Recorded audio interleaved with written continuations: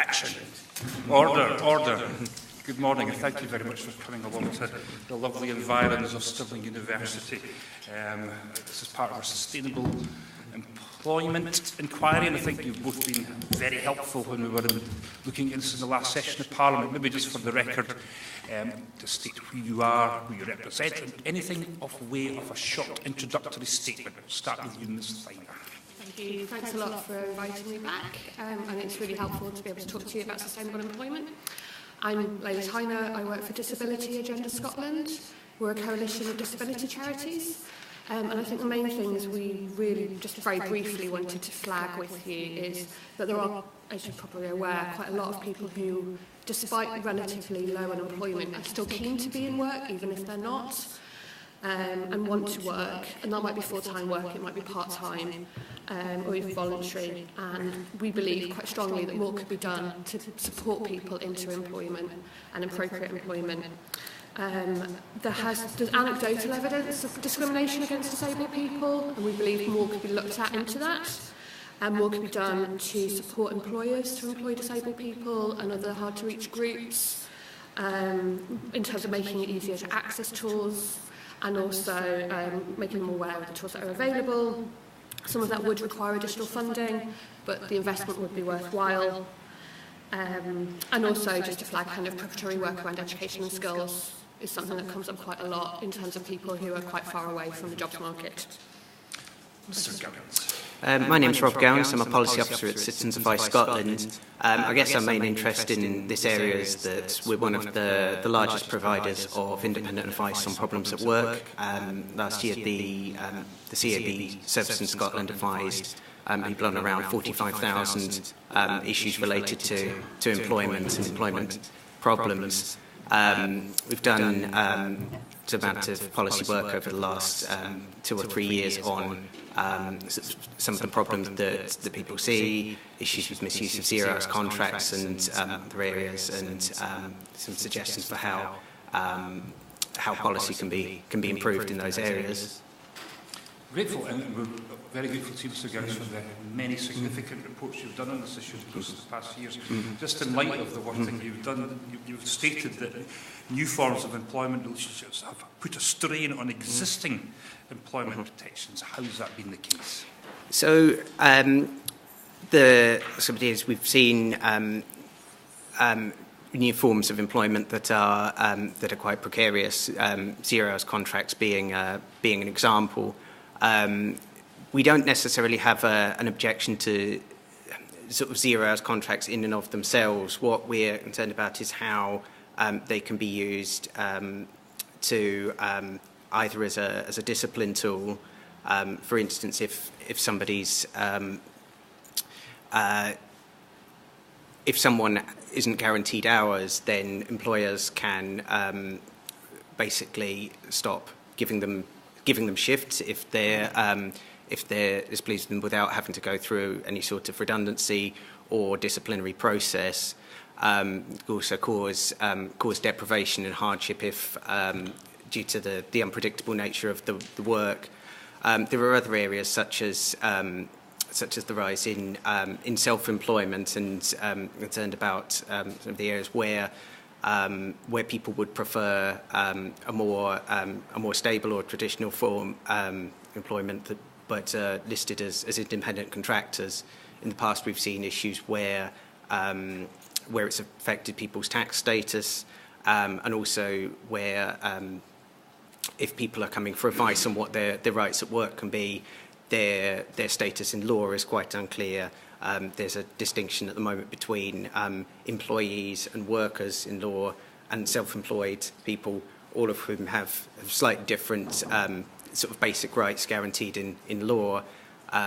So you can sometimes find that whereas what the arrangement is in practice is to be what we would consider an employee-employer relationship, because of the contractual status that somebody has, they might be not be entitled to some basic rights to holiday, and that can take quite a while to unpick.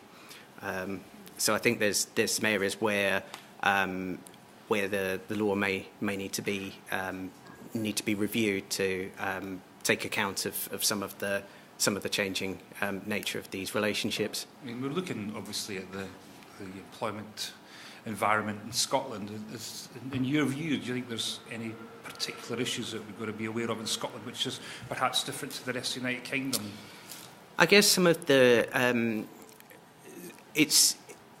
it's somewhat difficult to tell exactly the extent of the difficulties. Certainly, sort of 0 hours contracts have been a sort of prevalent issue over the last few years for us. We're still trying to figure out the impact of the kind of so-called gig economy in terms of the self-employed, because that's not been something that's kind of, I suppose, come up as in as large numbers at CABs as problems with 0 hours contracts and more problems with work have been. In terms of what we've kind of seen in terms of the last few years is that there's been a rise in issues related to pay and entitlements at work. This can be things like people not receiving their kind of final pay packet after leaving employment, or where there's a dispute over unpaid wages, which was particularly difficult when employment tribunal fees were enforced, because in many cases it wasn't worth people's while taking a case to tribunal, because the amount that they were owed in unpaid wages was less than it would have cost in employment tribunal fees. This tends to be found around kind of holiday pay and sick pay, and people not necessarily being aware of what their rights are to paid holiday, particularly where if they're on a kind of a short hours or a 0 hours arrangement, that a couple of years ago we did a sort of short campaign to sort of promote people's awareness of their rights at work, and particularly that. Just on that, I know you've done a lot of work around 0 hours contract, and the committee have had an opportunity to have a look at all of this. Is there any way that you could suggest that people who are on 0 hours contracts have an opportunity to assert their rights? Is there any way that they could take this forward, and what can people who are on 0 hour contracts do in order to try and ensure that they will be able to look after their interests? I think there's a few things that people can do. Firstly, that despite their contractual arrangement, it might be that they are, at the very least, people are entitled to basic rights at work.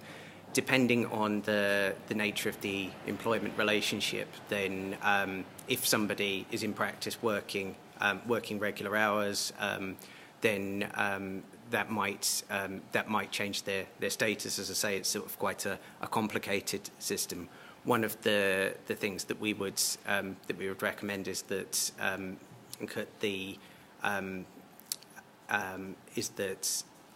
government would have a look at the balance of rights between workers and employees, and indeed whether that distinction needs to be the case. In terms of specifically on 0 hours contracts themselves, we'd like to see a right to request a permanent contract if the 0 hours relationship isn't what the employee would want. Because I think there's that sort of the flexibility in an employment relationship needs to be on both sides if it's a flexible arrangement. This last one has been, we've heard from a number of organisations, and there has been this view that there's the people who actually think that 0 hours contracts are useful in terms of their own lifestyle and just the means to enter into the workplace. Have you found any examples of that? What's your view on that? I think that there are no doubt that there are situations where that sort of thing will suit people. The examples that springs to mind is of someone who is who's retired but like to sort of pick up some work every now and again. Thinking of who would work for as a driving tour buses in the Highlands, and there's occasional sort of seasonal work, and if there's work, then the employer would contact them to see if they were available. I think where the kind of problematic situation rises is if kind of 0 hours contracts are used sort of in lieu of what we would normally as other fixed part-time or full-time employments, and that the kind of fluctuations in people's work patterns can cause difficulties in people into quite forms of hardship and getting into debt, or in some cases having to be referred for food parcels because they haven't received any work during the last few weeks. So I think there's definitely situations where it would suit people, but in situations where it doesn't suit the person, then I'd like to see them be able to have a statutory right to request a more permanent arrangement. Thank you. Danielle Rowley. Lila, you said in your introduction about anecdotal discrimination. Disability Agenda Scotland has stated that there are cases of discrimination in employment which aren't taken forward, but that doesn't mean they don't exist. If workers are being discriminated against, why do you think they're not taking any action? So it's a combination of things as ever. And the only reason I say anecdotal is because people aren't taking it forward. It's really difficult to measure. If people aren't progressing with it, it's not necessarily showing in the figures. It just comes through that people are experiencing that. And some of it can be, say if they're in a rural environment, it's somebody on their street or someone they know that they feel they didn't get offered a job because of a disability. And sometimes it's difficult as well, even if that's not in that environment, that it's perception. And they believe that they should have been offered a job, and they've explored it further. And again, some of it's perception, it's shades of grey, it's difficulty in applying for certain roles. But people do find it challenging in terms of getting the feedback and properly understanding why they might not have been given a particular role or even an interview. Does that answer your question? How would we then, I suppose, use anecdotal evidence or try and have a grasp of the figures of discrimination if official complaints aren't being made? So we're putting out some research in a couple of weeks' time, which we'll share with the committee, which is looking at the barriers to employment for disabled people, and specifically around the disability employment gap, which is something the UK government and the Scottish government has talked about halving or at least reducing. There's potentially room for more research around discrimination. I know the Scottish government was looking at setting up a disability legal hub to enable people who thought they had been discriminated against to look at legal action, or if it wasn't necessarily legal action, could it be more mediation or exploring it further? But as I say, I think beyond discrimination, there are clearer barriers around, is it fear on the part of employers, say? So Scottish Chamber of Commerce did a report a few years ago that's really interesting, where they surveyed their members around did they employ a disabled person, and if not, why not? What were their concerns, or had they thought about it?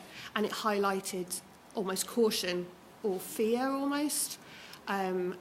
And I think where we're coming from is not to demonise employers, but to look at why is that? Is that because they're not aware of things like access to work and funding for reasonable adjustments? Is it because they don't believe somebody could do the job, which in some cases might well be the case? So I think beyond looking at the figures for discrimination, there are things that we know would help, which is working with employers, supporting them, making them aware of what's available, and working with disabled people to get into employment. Thank you. Lynn, in a similar vein, I think most people recognise that the legislation as written provides the intention of outlawing discrimination on the grounds of disability, but you've said that more needs to be done to make that work in practice. Maybe I'm asking for a sneak preview of future reports, but in terms of government action, can you indicate some specific things that would constitute what that more is that needs to be done? Yeah, so I think from our perspective, the more that needs to be done isn't necessarily around legal discrimination cases at the moment. More could be done to help people into work more positively in terms of letting them know what jobs are available, providing the tools, because some people are just far away from the jobs market, and helping employers. So almost more of a carrot approach. In terms of discrimination, How could that be done? how could that be done? I think it's a greater investment in employment programmes. So some employment programmes have been devolved or in the process. There's an extra £10 million for them around disabled people, but actually to really change the number of people in employment and therefore reduce the benefits bill, arguably, really putting some money behind it. And in terms of measuring outcomes, it not just being about somebody getting a job, it being, are they getting nearer to getting a job, whether that's education, training. Other ways would be to promote access to work more from the UK level and at the Scottish level. So access to work is a way that the UK government funds tools that people might need to do their job. So whether it's an extra screen, it's a braille reader, it's a ramp because they've got a wheelchair. It's been described by the Work and Pensions Select Committee as the UK government's best kept secret. It's time and again been called to be better promoted because businesses and disabled people just aren't aware it's there. And even when they are aware it's there, it's quite bureaucratic. So just making it a little bit easier for people to access that in a timely way so that it doesn't put employers off employing them would be a massive help. Those are a couple of things, I think. The other ones that we've got are around targets being set. So there have been some nice words about reducing the disability employment gap, but very little progress has been made. And for some groups, like people with visual impairment, fewer people are actually employed than they were a few years ago. So actually being more proactive about setting targets. So it was a 2015 Conservative manifesto commitment to halve the disability employment gap. And last year the Scottish Government also said they would at least halve the disability employment gap, but without really being clear about how and when that's going to be achieved, we don't think progress would be made. And there's also a role for the public sector. So the public sector could set targets on how many disabled people, for instance, they were going to employ, because actually compared to the private sector, they employ fewer as a percentage of their workforce than the private sector does. And in terms of kind of taking leadership, they could set targets and also look at the ways of contracting.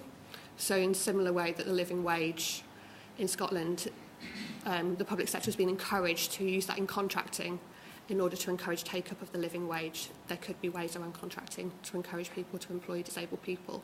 And it's not just because it's a nice thing. There's a genuine business case that could be made around that, around more people being in work, around diversity, around what those people would bring, as well as potentially their health and economic benefits to those individuals and the people around them. Just quickly on that, I spoke at a Barriers to Work event recently, and it did talk, there was some disquiet at some changes that have been made to the Access to Work programme, and there's certainly a call from Inclusion Scotland for that to be devolved, the whole programme to devolve to Scotland. So would that make that easier, do you think, the sort of changes that you're talking about in terms of embedding it in procurement contracts and so on? I think there's a general perception that it was a bit surprising that in the Scotland Act, when employment programmes were being devolved and various aspects were being devolved to employability, that access to work wasn't, because it's a big piece of the jigsaw. So that big piece of the jigsaw, whilst various other things have been devolved, remains reserved. So almost just from a practical perspective, making it reserved would make it easier.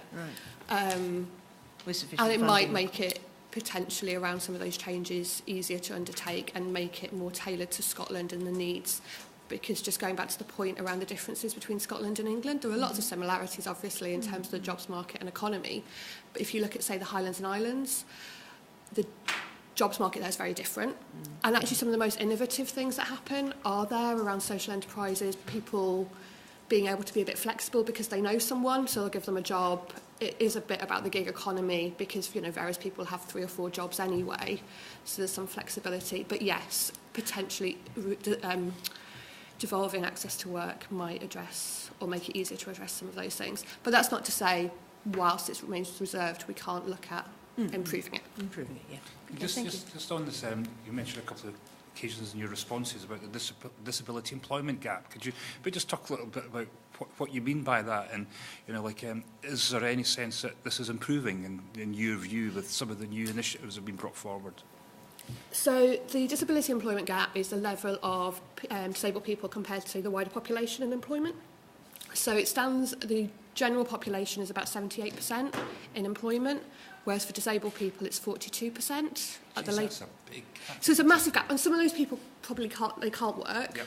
But there's a lot within that 36%. There's a lot of people there who do want to work, and 5 of our 6 members provide services to people who want to get into work.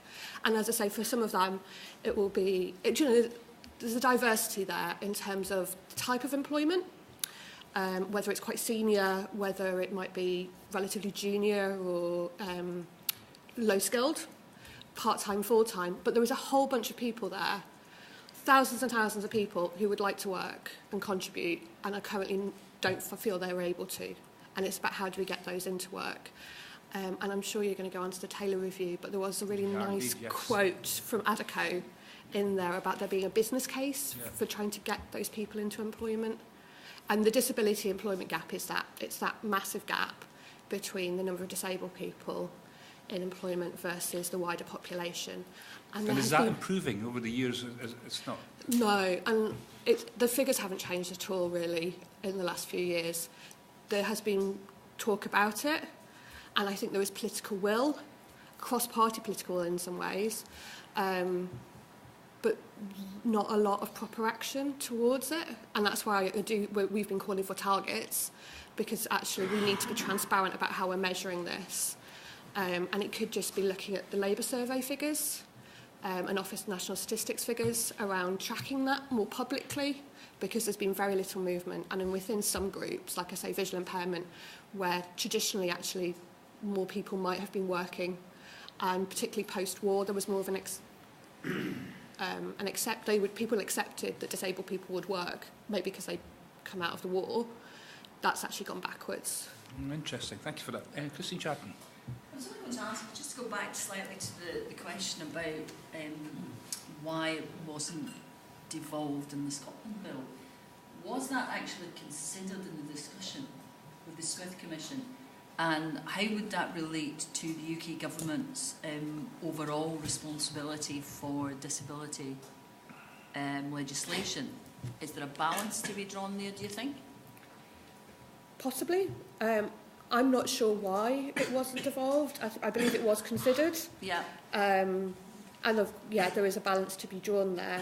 It was just the outcome of those discussions. It did seem surprising to people within the sector that if you're going to devolve employability and employment programmes which have been or are in the process of being devolved, that access to work being reserved just complicate matters a little bit.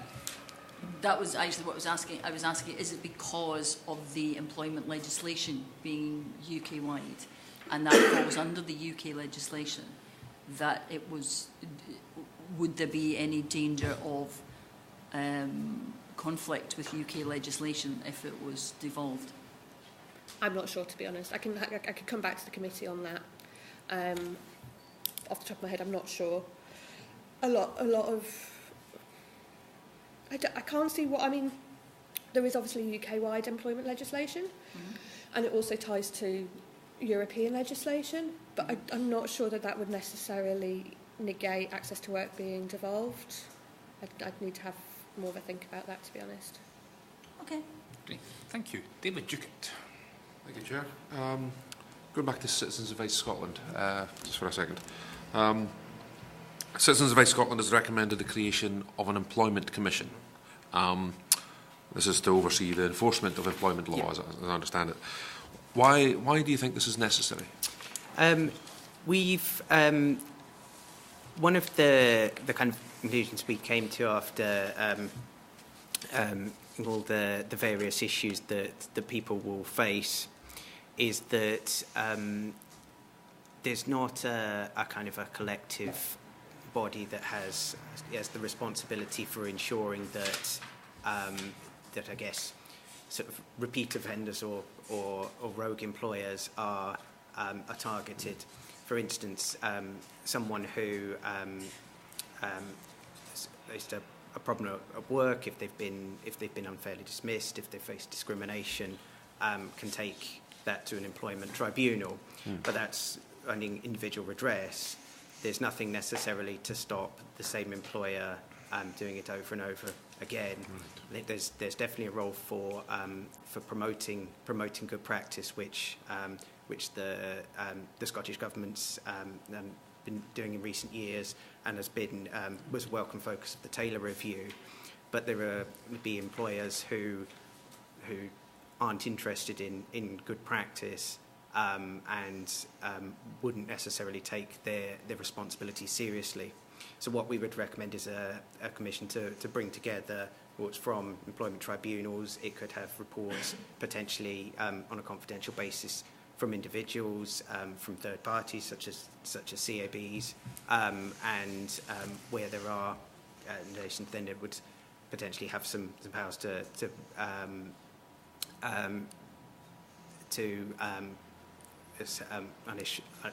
punish employers who would repeatedly violate employees' rights. For instance, they might have the power to fine them.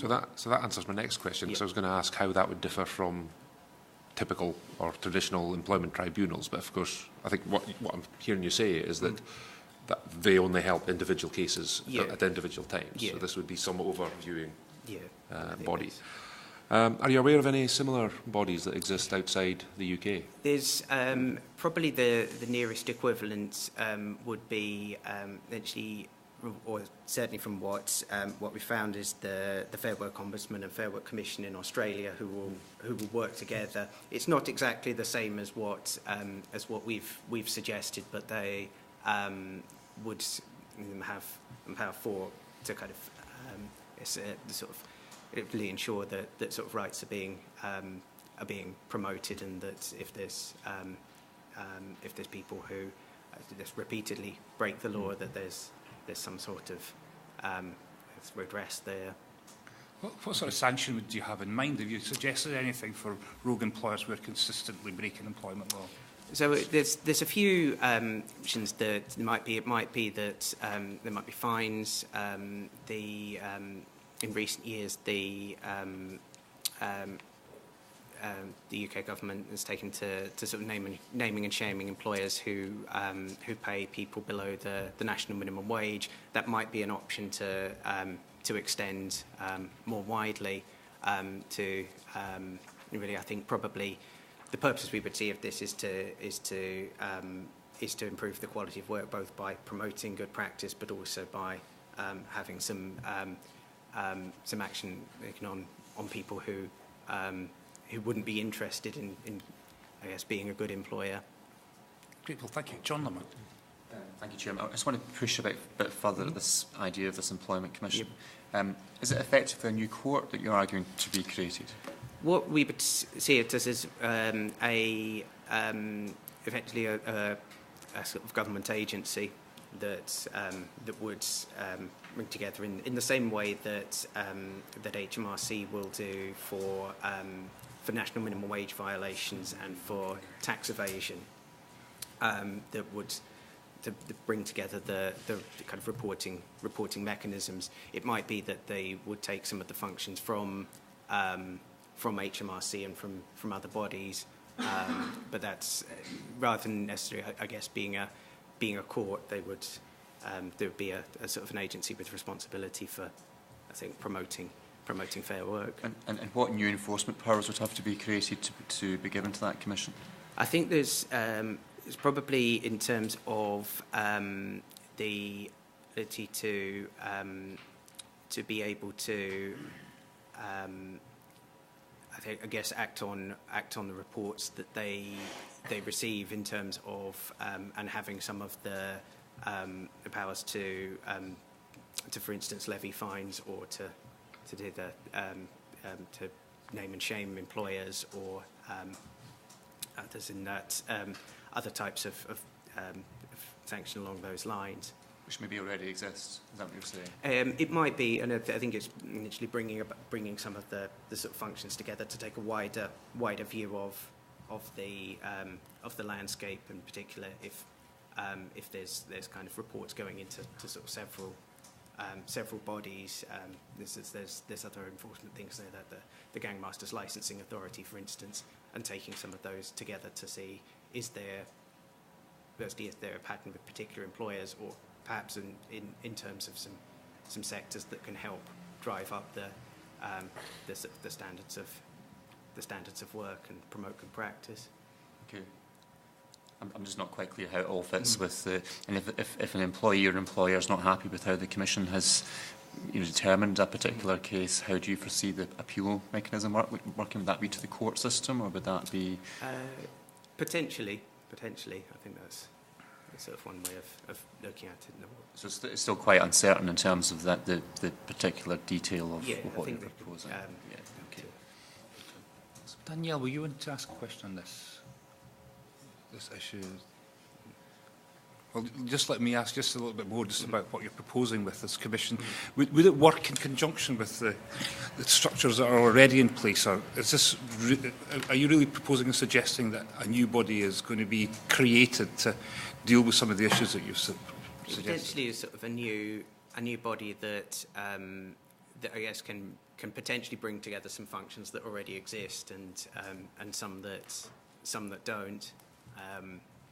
I mentioned that there is need roles for HMRC, for the Gangmasters Licensing Authority, for the various equalities bodies, but this would potentially have an overview of all of them. But I think it would be a sort of a new statutory body. I mean, just talk a minute. We've seen your submission to the inquiry, and you say that more people have been coming to the CAB because of employment-related issues. Could you give us a sort of sense of just the scale of people who've approached different CABs in the course of the past few years, and tell us just a little bit about, like the range of issues that they bring to you? So, in terms of what people there's about, it's quite a varied mix. As I said at the outset, last year there were 45,062 issues that we advise people on related to employment. The biggest being around pay and entitlements, and dismissal and terms and conditions.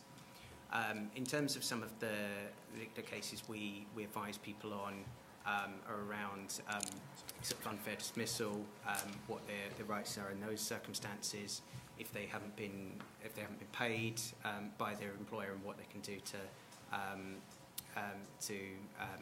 to get the pay that they're entitled to, if they're being paid less than the national minimum wage, if they haven't received instant sick pay, or there's rules about them being able to take paid holiday, if they've experienced bullying or discrimination at work, and issues related to that.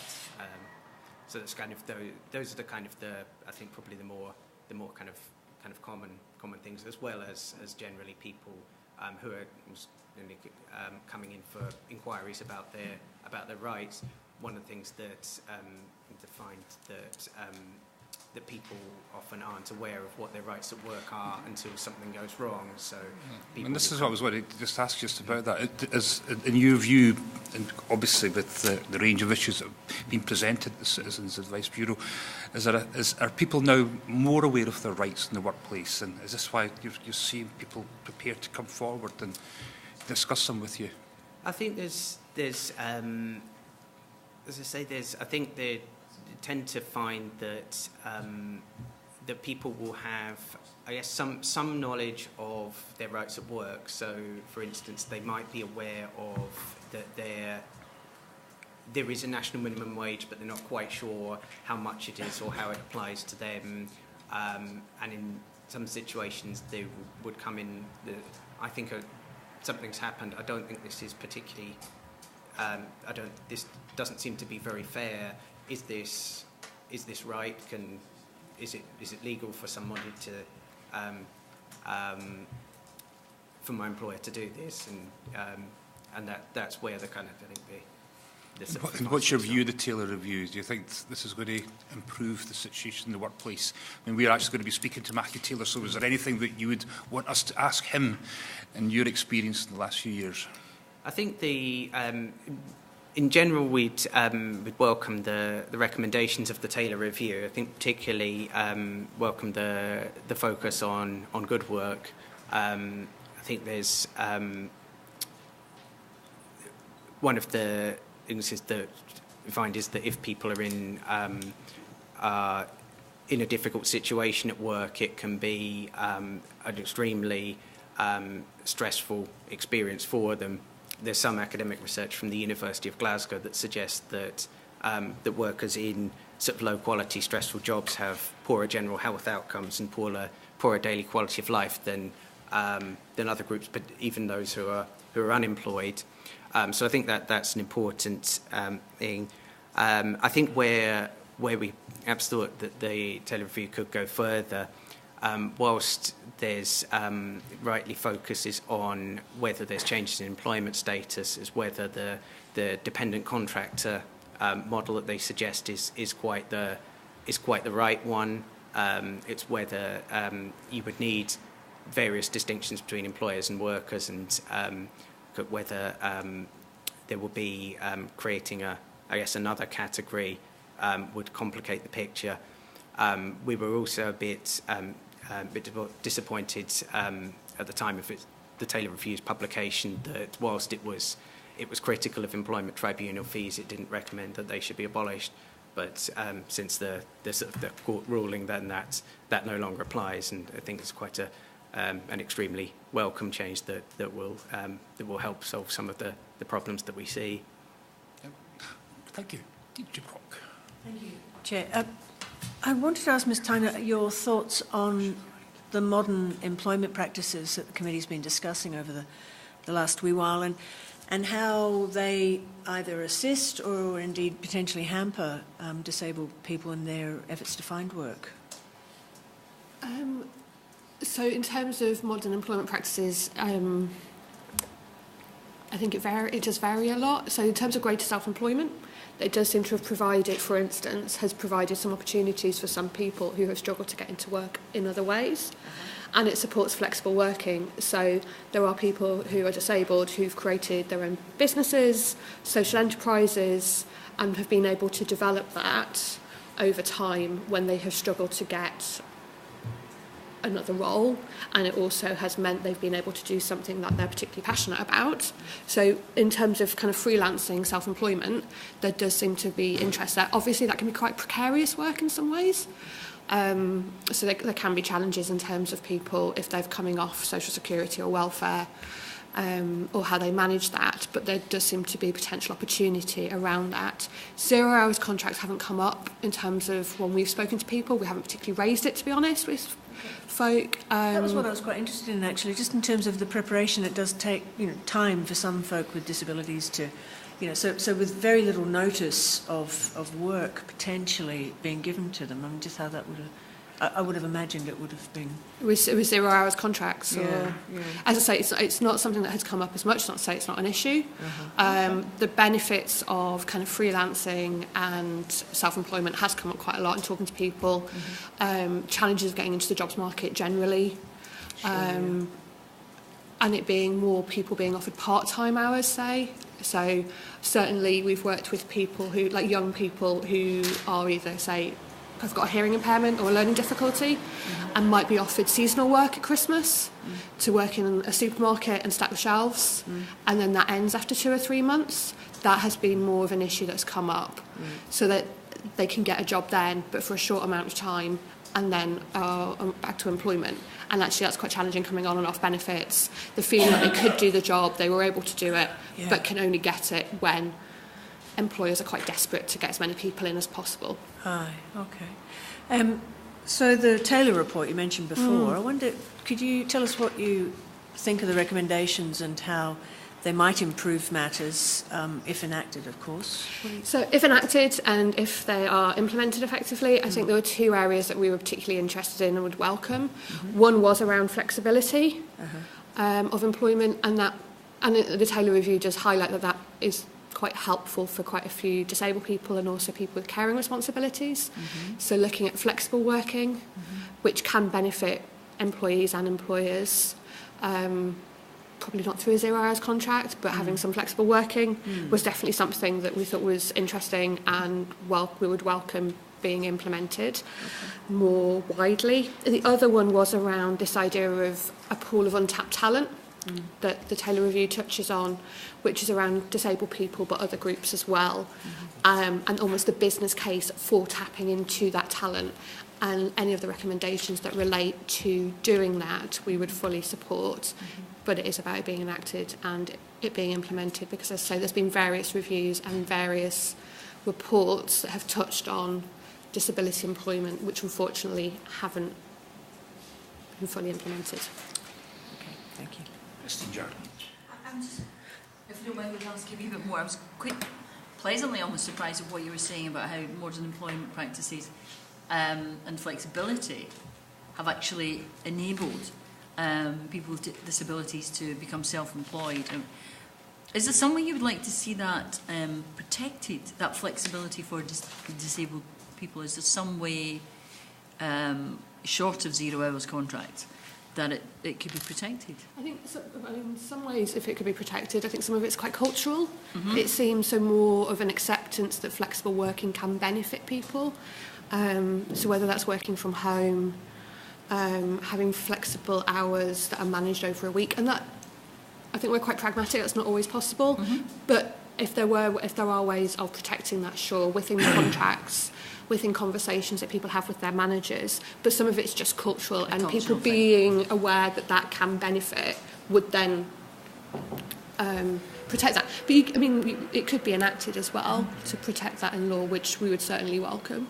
Because some of that can be quite difficult. Cultural change is always hard. Yeah, and if that were more, say, well publicised, would that help over the thing you spoke about right at the very beginning about the almost fear that some employers seem to have about, you said they were very cautious according to one report, and there was almost a fear about employing people with disabilities. Would that help get over that, do you think? I think they're almost separate issues, because I think some of that fear and the challenge that we have is people getting in the door to prove that they can do the job. Yeah. That's the main challenge we seem to come up against a lot, is once people are doing the job, or if they've been doing the job and develop a disability or long-term condition, that they can continue to do it and to do the job well. Whereas flexible working would help some people and it might address some of it, but I think they're almost slightly different issues. Yeah. Thank you. Tommy Shepherd. Could I turn to the devolution of employment support programmes? There's widespread concern, as you know, that whilst the programmes are being devolved, not all the money's coming with them. I wondered if you shared that concern and whether you've made any assessment of the likely impact of what's about to happen, and whether you have any recommendations for us about what we should say about it. So we had concerns about the money that's there, and that it was reduced. I believe it's being topped up slightly by the Scottish Government. We would have concerns about the amount of funding and how realistic it is for the level of funding for the challenge that's there. But separate to that, so there was an initial programme for 2017 to 2018, which has been devolved and the contracts were allocated. And then Fair Start Scotland starts from next year, from April, which is being devolved, which the contracts were announced about 2 weeks ago. And there has been some concern about the split of those contracts and how that might work. Some of that's just broader issues around employability and how you measure success within that, and the concerns that some providers might be creaming off the top in terms of just helping the easiest to help into the jobs market rather than working with anyone who might be a bit further away to do that. There's some of the issues in terms of improving Fair Start Scotland. Wait for 2 seconds.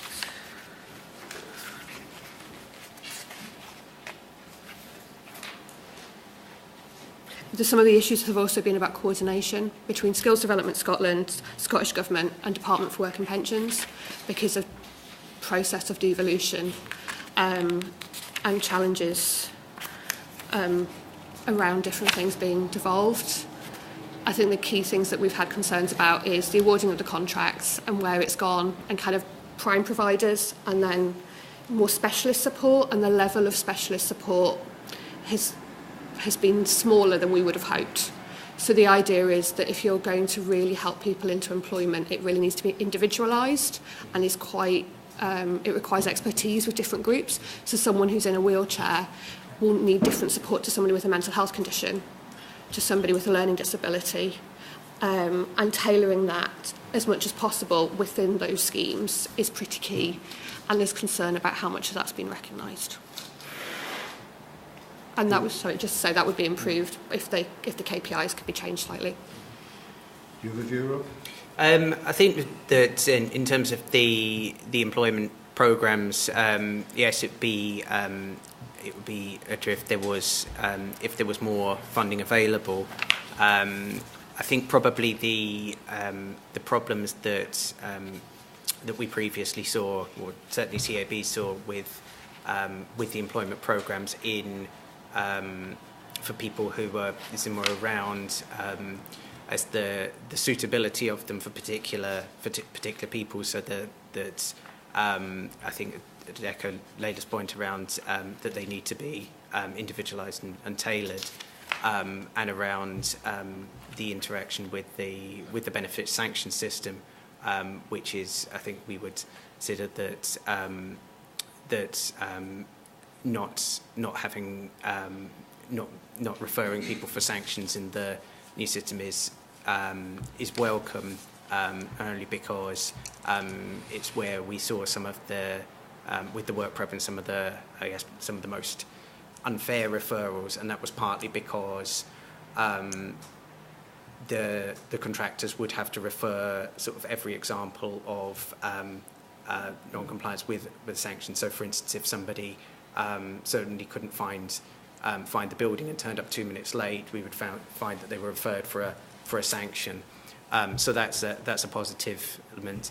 But I think there's certainly a sort of a lot more that can be done and would need to be done to make a reduction in the disability employment gap. Can I just, one thing I would add as well is just in terms of evaluation of so through the employment programmes contracts are awarded, there doesn't seem to have been in previous years as much around looking at the results of those providers and evaluating levels of success. They have KPIs to meet, but really looking at actually, were they the best contractors to be provided? Could it have gone elsewhere? What are the best models for getting as much value from the money provided? I suppose because we're coming from the perspective that we think that individualised, personalised support is the best way to go, and by evaluating, that's what you would find. But there hasn't been a lot of evaluation from previous contracts, and in terms of getting value for government money, we would like to see that, because we believe that there could be greater value as well as additional investment being needed. Great. Well, thank you very much. That's right on 10-2. So we've managed to get through everything we think we needed to ask. But again, I mean, we've got, I think, another couple of sessions with this inquiry still to run. If there's anything further that you feel you can usefully contribute, please submit it, and we look forward to seeing the new report from. Hopefully that will be available before this inquiry concludes. Yeah. Yeah, it'll be in the next 2 weeks. Great. Well, thank you very much. Thank you.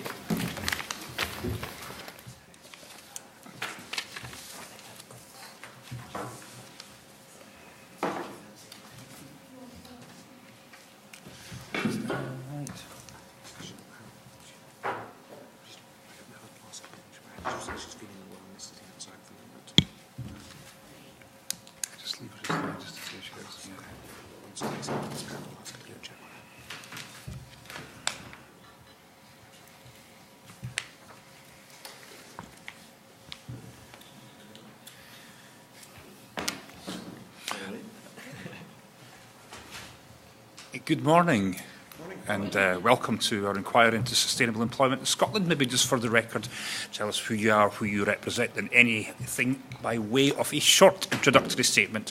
We'll start with you, Professor Findlay. Okay, my name is Tricia Findlay. I am a member of and academic advisor to Scotland's Fair Work Convention. I also have a day job, which is I'm Professor of Work and Employment Relations at the University of Strathclyde, where I'm the Director of the Scottish Centre for Employment Research, and we lead a programme of research around improving job quality and workplace innovation. By way of introduction to the Convention, it might be worth saying that the Convention was established following a recommendation of the Working Together Review of Progressive Workplace Practice. established by the Scottish Government, but independent of the Scottish Government. Grateful.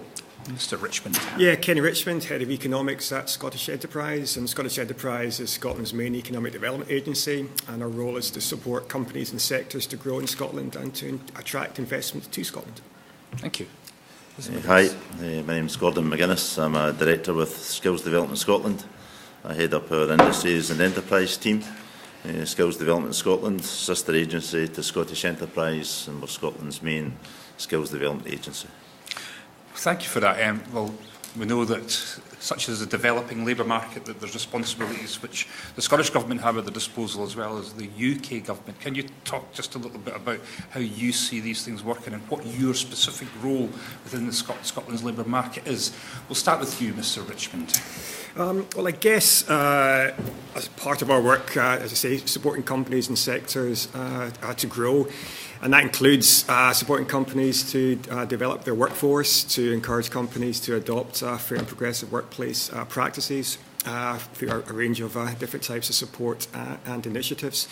And I guess it's really working with companies to help them understand the business benefits of sustainable working practices, good quality jobs, both in terms of the perspective of the employee, but also the business benefits to the companies themselves. So a range of approaches and initiatives to attempt to do that. Professor Finlay. The role of the convention is to, as I said, to advise the Scottish Government. So since its establishment in 2015, the convention has attempted to bring together a robust evidence base around the challenges of work in the workplace in Scotland and how that connects to broader labour market issues. There is, of course, a separate labour market strategy group in Scotland that deals specifically with labour market issues, but the role of the convention is to try to encourage a national conversation, to be evidence-based and to address some real challenges that affect not just the Scottish but also the broader UK and other economies. I was just going to ask you that. Do you have much interaction with the UK agencies as part of your work then? No, we don't. I mean, we're specifically in relation to the Scottish Government. Now, obviously there are areas where the UK Government retains power, and particularly in relation to employment legislation and other related matters. And so our role in that case would be to take a view as a convention and to make that view known to the Scottish Government, and that view may but may not then inform the Scottish Government's response. Thank you. Mr McGuinness. We work obviously on behalf of the Scottish Government. Our activities are guided probably by three pieces of strategic documents: the economic strategy, Scotland's developing young workforce, and so that programme, and also Patricia mentioned the Scottish labour market strategy. Our activities fall into two main areas, I'd suggest, and that's careers information and guidance within our education system. So we have a large programme across all our schools around developing young people's career management skills, trying to make them more adaptable for the future, because the nature of work is changing. And there are other main services around the delivery of the modern apprenticeship programme and the family of apprenticeships, which ranges from foundation through to graduate level apprenticeships. So our main programme being modern apprentices. We'll probably start 27,000 apprentices this year within employers in Scotland. Just on your view, because we obviously as a committee report to UK Government, and any recommendations that we do set would be made to that. Just who's primarily responsible now when we look at the labour market across Scotland for setting policy and setting business objectives? Is it the UK Government or the Scottish Government that takes a predominant role now in the areas that you work in? Maybe you could help us with that, Professor Finlay. I think that's quite a tricky question, because the labour market, of course, is subject to a whole range of broader influences. It's subject to what happens in fiscal policy, it's subject to what happens in broader economic policy, it's subject to what happens in competition policy. So there's a whole series of other areas of work, of policy activity that impact on the labour market. There are clearly some important areas, for example, and you've talked about them this morning, areas of employment law, which are reserved to Westminster and therefore part of what the convention has had to think about is how does it try to make an impact, notwithstanding that some of the powers which might be available to any such body in a different constitutional settlement are not there. So the labour market is clearly an outcome of a whole series of interactions between different policy areas, and therefore the responsibilities for that lie across the Scottish and the UK governments. Have any of you gentlemen got a view on that? Just what's, you know, there's in terms of, you know, particularly job creation and business viability, you know, who sets the biggest trend when it comes to the intervention? Yeah, well, I think Patricia's right. If you just make a distinction between law and policy, so obviously within Scotland we do have the ability to kind of shape policy to reflect the distinctive needs of whether it's local economies, whether it's sectors, whether it's individual businesses. And I think through, for example, the Scottish Government's labour market strategy, through, for example, our work with industry leadership groups across Scotland, we can get a good understanding of labour market and employee needs, and we can help shape policy to address that. Mr McGuinness, view on this? I think from our perspective, the Scottish Government enables us to better respond to what's actually happening within the labour market, rather than the UK Government, for example. Actions that will be taken, so maybe use an example of what's happened in the North East around the oil and gas downturn. Yeah. And how we've been enabled both through Scottish Enterprise in terms of things like the Energy Jobs Task Force, and then Scottish Government providing resources for things like Transition Training Fund, which has allowed us to make a more robust contribution into how we respond to particular issues. Another one I would probably flag is the decisions that will be taken over Brexit will have a significant impact in terms of how the labour market responds. And do you work together at all? Yeah. Yes, you do. I could sense that you're all communicating with each other. How do you come together and do some sort of joint work? That could be through a range of initiatives, whether it's, as Gordon mentioned, the Oil and Gas Task Force is one, whether it's through working at the local level, through linking with local authorities, through community planning partnerships, for example. So there's a whole range of approaches and ways that we kind of work together. Yeah. Good. David Duke. Yeah, you mentioned the Energy Jobs Task Force. I declare an interest. I'm ex-oil and gas myself, and obviously a North East MP. Do you think the Energy Jobs Task Force has served its purpose, or do you think it maybe was a bit premature in being, don't want to use the word abandoned, but it was stopped a few weeks ago? I attended that, the last meeting. The work doesn't stop. The work will continue. Our resources, if anything, are going to sustain. So we still have a large presence within the work that we're doing with partners. Things like Transition Training Fund, probably another year and a half to run on that. I think from the work that Scottish Enterprise had undertaken. I think because the oil and gas sector had been performing very well, there was, I wouldn't say limited, but there was an underrepresentation in terms of companies accessing services from the public sector. And through a lot of the work that's been done with engagement with the private sector and Scottish Enterprise, that's a very different profile now. So many more companies engaging in diversification programmes and much more collaboration, I think, around apprenticeships and training and those types of developments. So there's an undertaking that we will go back. We'll work carefully with industry to appoint leaders, whether that's through Oil and Gas UK or the Oil and Gas Authority, so that the work of the work streams is continued and it just doesn't fall off. Thankfully, the oil prices have picked up a bit, so I think you're starting to see a change in labour market conditions there, I think. So I don't think it's been abandoned in any means. Okay. John Lamont. I was going to go after Christine. Christine, Christine. Thank you, John. Just to go back to the point where you talked about the balance between Holyrood and Westminster, and you made an interesting point about the difference between policy and law, and the fact, I think it was Professor Finlay made the point about there are policies out with employment law which impact. We've had a lot of discussion previous sessions about the European framework that we work in at the moment and how that framework will translate into the relationship between Holyrood and Westminster after Brexit. Do you think that yours is an area where that will be particularly significant and there is a need for some sort of framework? If you bear in mind a number of employers, I've always worked for employers who were UK-wide employers, there will be a need for some sort of framework post-Brexit which enables you to continue working effectively in response to policies from both governments and to legislation. Sorry, do you want me to answer? Yeah, whichever one of you think is most appropriate.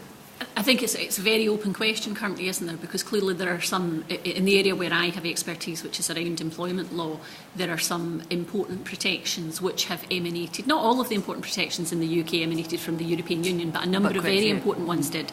So the issue will become how they are transposed into law within the UK, and indeed whether or not that's something that remains a reserved matter, which it is currently, or whether or not that becomes something different. And at the moment, we simply don't know what will happen with that. I'm sure there are lots of people who will hope that many of those protections, which are crucially important and which you'll have heard in your session this morning, are not necessarily, even though they're there, producing the kind of outcomes that we wanted for them. I'm sure many of us hope that they will remain, but we don't know where they will remain and where they'll be located at this point in time. Okay, thank you. And Mr. Richmond, you talked about the difference between policy and law. Is there a different balance between Holyrood and Westminster in terms of policy and law, or is it much the same? Well, I think what we've seen in Scotland, for example, through the Fair Work Convention, through the labour market strategy that we've seen from the Scottish Government, I get the sense that there's probably more of a focus on labour market issues in Scotland than perhaps you see in the rest of the UK, which I think is obviously a positive thing. Yeah. Thank you. Could I follow up on that, if you don't mind? Of course. I think in terms of the extent to which policy attempts to engage with the workplace and what goes on within the workplace, which is very different from what goes on within the labour market. The workplace is not somewhere that's necessarily very amenable to policy interventions because it's within the private remit of employers. But I think that there has been an attempt in Scotland to broaden the reach of policy and to join up areas of policy to try and push forward things in the workplace. I a few weeks ago was with a group of academics in London at the British Academy talking about whether or not we should intervene to try and improve job quality, and there was a very strong difference in the room between people who worked within England, Scotland and in Wales about the extent to which policymakers were willing to discuss issues of what goes on within the workplace and whether policy should try and leverage something there. So do you feel that difference has in any way been restricted by, I'll phrase that a different way, do you feel that those differences are allowed to develop within the current, if you like, constitutional setup? They clearly have developed within the current constitutional setup, but they have limits within and the one that I referred to you to in terms of employment law is the most obvious one. Thank you. Grateful. John Lamont. Thank you. So my question's in relation to policy decisions and the need to create sustainable employment and economic growth. Now, as you will know, last week the Scottish Government published a paper on income tax for Scotland, and you'll be aware of the different views that have been expressed within that paper, and as a consequence of the publication of that paper, of how that's going to impact on the Scottish economy and particularly job creation. And I just wondered whether Scottish Enterprise and Skills Development Scotland, whether you fed into the Scottish Government in terms of the analysis before that paper was published. From a Scottish Enterprise point of view, not that I'm aware of. No. Likewise, not aware of it. I find that quite surprising. Well, I guess it was focusing on, income tax rather than specifically on the economic development or economic growth issues falling from that. But does the rate of does the rate of income tax not impact on the economic success or otherwise of our country? Potentially it does, yep, absolutely, yep. So will there now be some analysis undertaken on the impact of the proposals as outlined last week in the Scottish Government's paper? I would imagine there will be a discussion at a board level in terms of taking a view in relation to the options that have been presented. But I think at this time these are political decisions that are being taken, and I think if we're invited to make a formal contribution, then we'll do so. Have you been involved in any of the conversations about the setting the budget in the past, given that you're very significant agencies within Scotland? Sorry, have you been involved in discussions and conversations about the budget in the past when it's been set, given your role within, the Scottish employment scene? Those are always active discussions in terms of the work programmes that we have. Our programmes are set out through a letter of guidance from government. But for ourselves, as an example, we have apprentices within the system. Then that's potentially a 4-year financial commitment you're making to a young person if they're in one of the longer trade-related apprenticeships. So in discussions with government, we are also minded that we're looking 2, 3, 4 years ahead because of the financial commitment. So those are very active and ongoing discussions that we have, both in terms of existing business and other interventions that either we propose to government or from their context when they're asking us to make interventions. So those are ongoing. So do you have a view as to how higher income tax in Scotland will impact on our economic activity and job creation? It is not something since last week that I have personally, in Skills Development Scotland, I couldn't speak on behalf of our organisation because that hasn't had that conversation yet. But I haven't personally given that sufficient thought to offer your view today. Neither have we at Scottish Enterprise considered that yet. But of course it's a discussion paper, so that's to be discussed. Yes. And Christine Jarman. I was also going to ask, our remit, of course, is the UK government and how it operates in relation to Scotland. Would you normally expect organisations like yourselves on a UK level or at a Scottish level to be asked to contribute opinions or to be, for example, with someone from the Treasury to have discussions with CBI Scotland, with yourselves, about the impact of any changes in the UK budget? Well, if there is issues where there's a consultation, for example, for a significant change or a significant new initiative, then sometimes we will be asked to contribute to a formal consultation. But not always will we be contacted or asked for our opinions. And just for all three of you, how useful do you think it would be to have some input before budgetary decisions are made? You're next. I think a practical example for ourselves and one that's had a significant impact would be the introduction of the apprenticeship levy, and I don't think there was consultation at a Scottish or UK level, so that's given a number of challenges, not just to Scotland but to devolved nations as well, and one that continues because it applies to companies across business. So we've now got different systems in place. And I think many businesses just viewing it as an additional tax now rather than as something that would have been, unlike the kind of construction levy, seen as a kind of positive step. We've got a couple of... Yeah. Well, how useful would it be to be consulted on things like tax changes beforehand or to have your opinion sought? I think it's always useful to be able to share opinions, whether we're picking up views from businesses or from sectors around what the potential impacts of some of these large decisions can be, because obviously through Scottish Enterprise we can contribute quite a lot of our own real-time intelligence to these types of issues. Grateful. Deirdre Brock.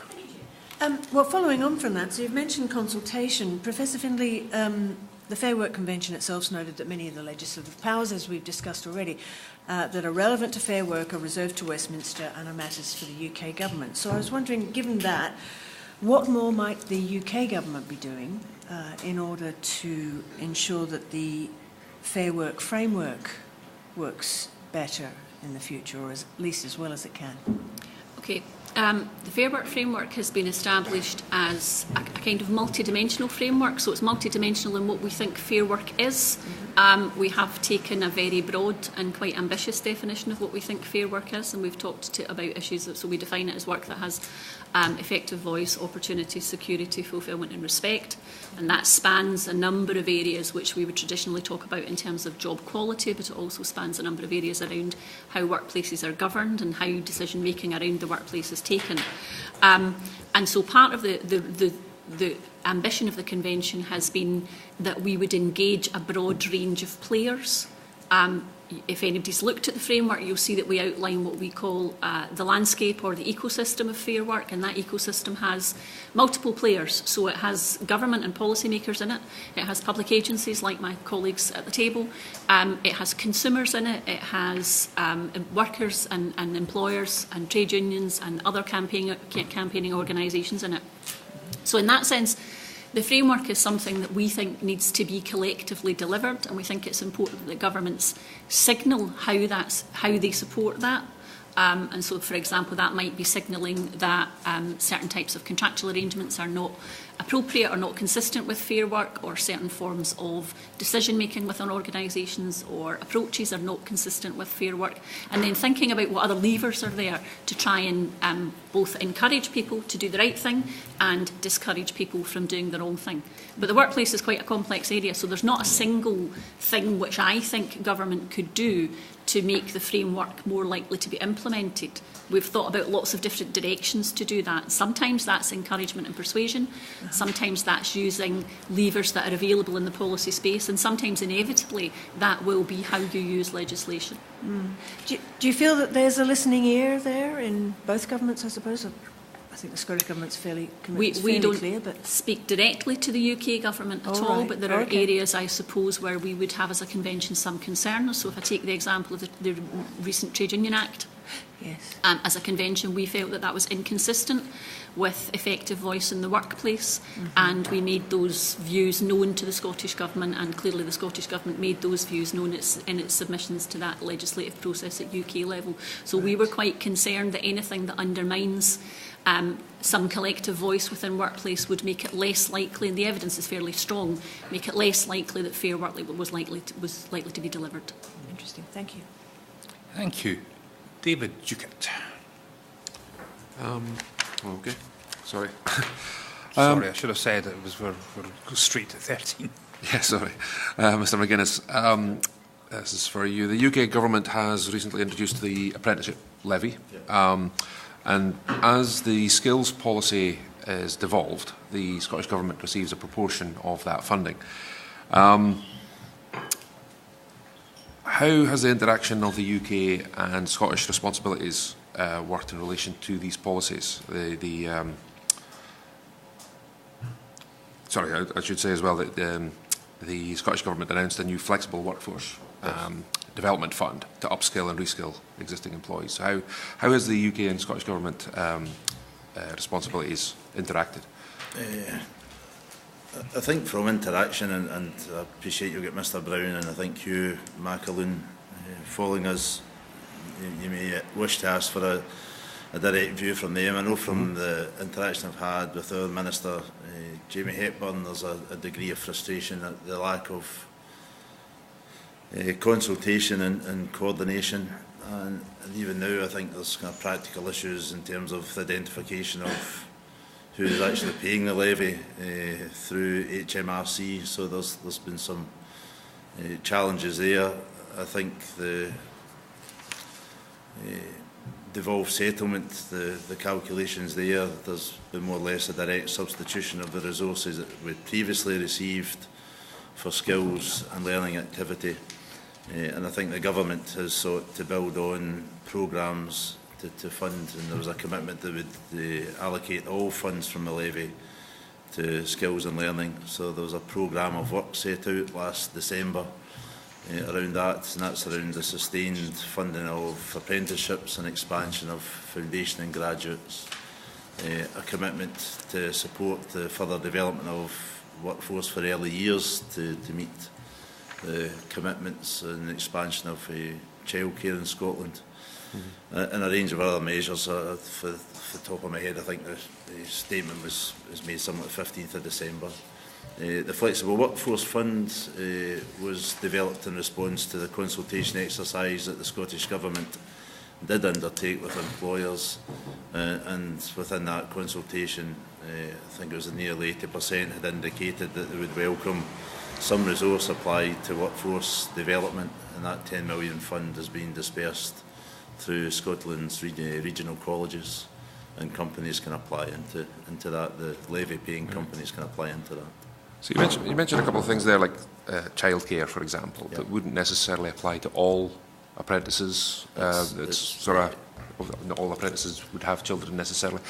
I'll just clarify. It's actually so the Scottish Government's commitment to increase the amount of childcare provided will require probably an increase in the workforce of around 11,000.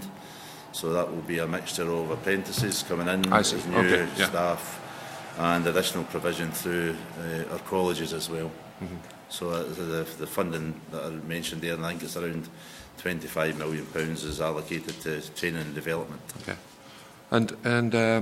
And just to bring it back to I've heard from some businesses in my constituency and across the northeast of Scotland, in fact, who operate in both Scotland and the rest of the UK, who have commented that they don't seem to get as much back for their Scottish apprenticeship funding than their English counterparts seem to do. Any idea why that might be? I think in time will tell. I think on paper the English offer available in England financially looks more attractive. I think in practice it is proven to be something slightly different. We've done a lot of work with the OPITO in terms of the programme in Scotland, and the combination of funding from ourselves and the Scottish Funding Council for the academic element of that delivers around £19,000 worth of support. Notionally in England that could be up to 27,000, but I think that's a kind of paper exercise, and I don't think it's actually going to work out like that. But it's early days, and we'll need to look at how that plays out. I think what we're getting from feedback from employers in Scotland is that we have a tried and tested programme of apprenticeships in Scotland, probably slightly more stringent employment criteria and good outcomes, and the kind of message back from many employers is if a system's not broken, don't fix it. So time will tell, I guess, on those financial elements. One of the other challenges, certainly in the North East, that many employers were already paying in through ECITB, so they're paying double levy, and that was certainly an issue with the oil and gas sector. Okay, thanks. Paul Massett. Yeah, hi, Pan. A fairly quick one. One of the issues that there has been in Scotland for a little while, but it's becoming increasingly exacerbated, is a lack of good STEM skills from kids who are leaving schools now. And you mentioned that you do work closely with schools around career pathways and guidance and such like. And are you confident that the next generation of school leavers is actually going to be equipped with the skills that businesses are looking for, given that so many businesses, particularly small businesses, identify lack of actual real-world work skills as being one of the biggest barriers to growth?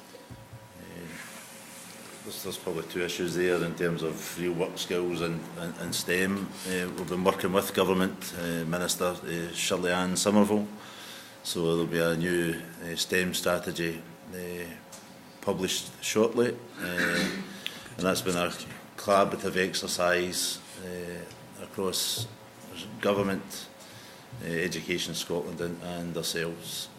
We've done a lot of work trying to understand where young people fall out of those STEM subjects. Some of that's around how the curriculum is organised in schools at times and limiting choice, and others is around that gender kind of stereotyping and young people drifting away from the subject.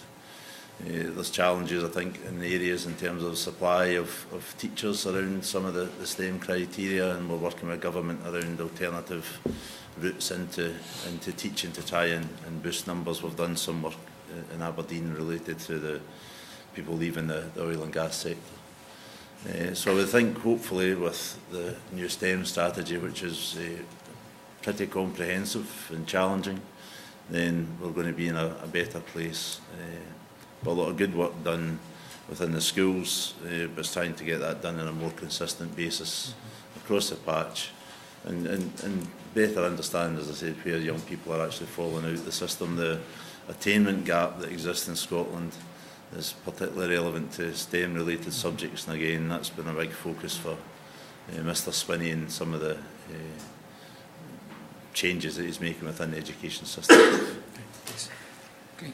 Can I just ask a more general question? I think some of you were in for the session that we heard from the Citizens Advice Bureau particularly, and they've raised a number of issues about their concerns about unfair employment practices. And given that you work with employers and employees, do you think this is a significant issue that needs to be properly addressed in Scotland?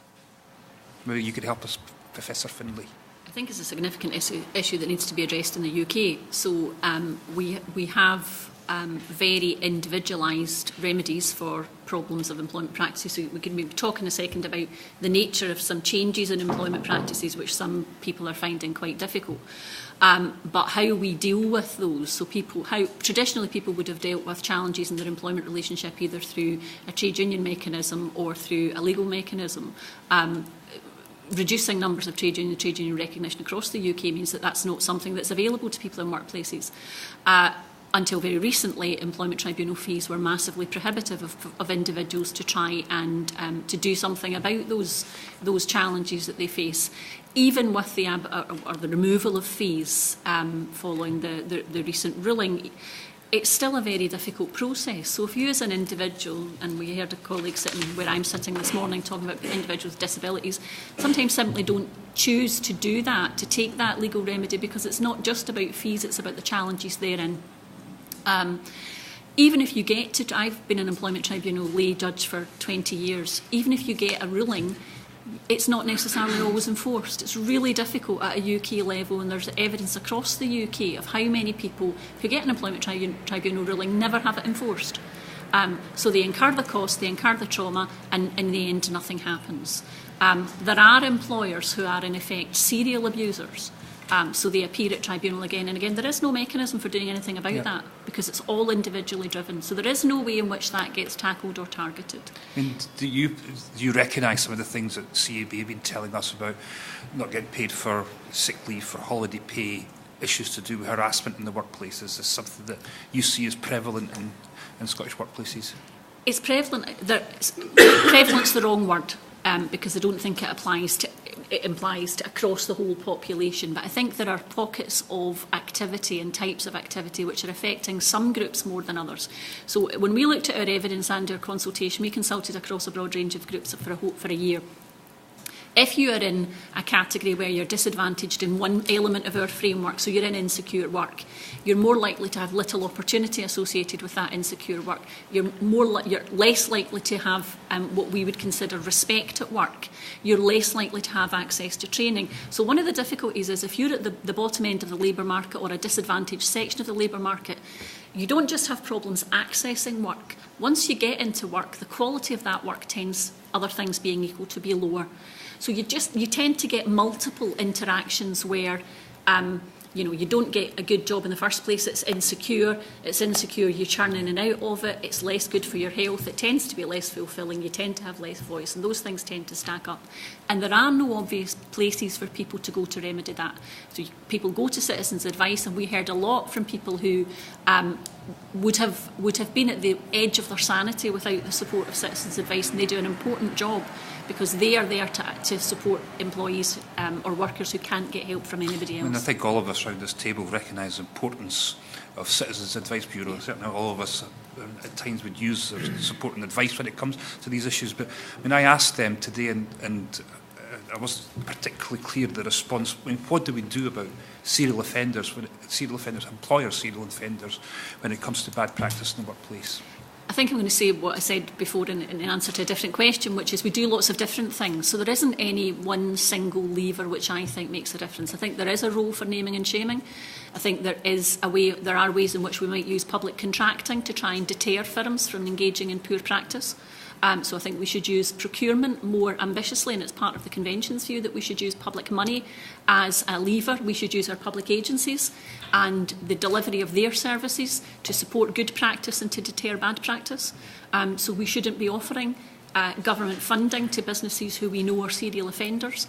There's work that might be done around elements of corporate governance, where you could think about how people are barred from being directors for being serial offenders in certain ways. There's work around how companies are able to self-cleanse in procurement exercises. So there's a whole series of different types of activity which could, and then there's the general thing which works very well with some parts of the business community, which is just to say, this is not appropriate, this is not acceptable, and we need not to allow it to happen. And there's an ear for that. There are lots of businesses out there that will listen to that. So I think part of it is about saying, promote good practice and show people how good practice is beneficial for everybody.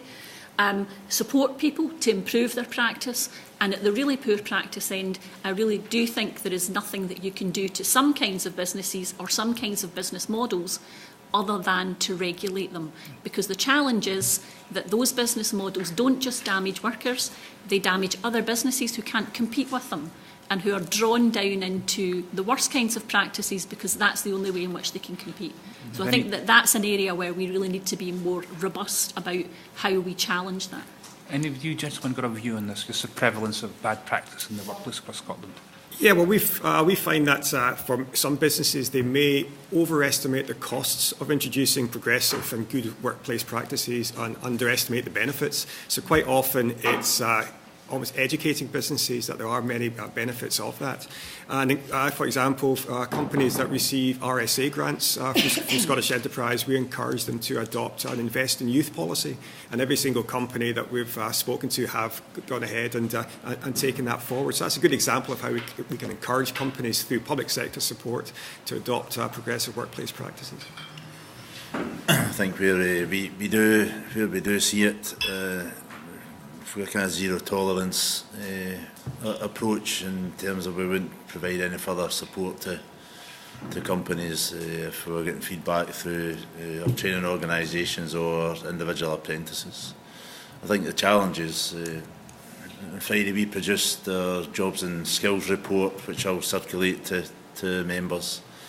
So we've tried to kind of break down the kind of categorisation of that, what we call non-standard work. So actual 0 hours contracts, statistically, I think it's only about 2.2% of people in Scotland are experience that. Where we have seen increases in non-standard work, so much more part-time work and self-employment. And I think it's that type of activity that makes the journey from being on benefits and welfare support into employment all the more difficult, particularly around things like the universal credit when it's introduced, because people don't know what their income levels are actually going to be.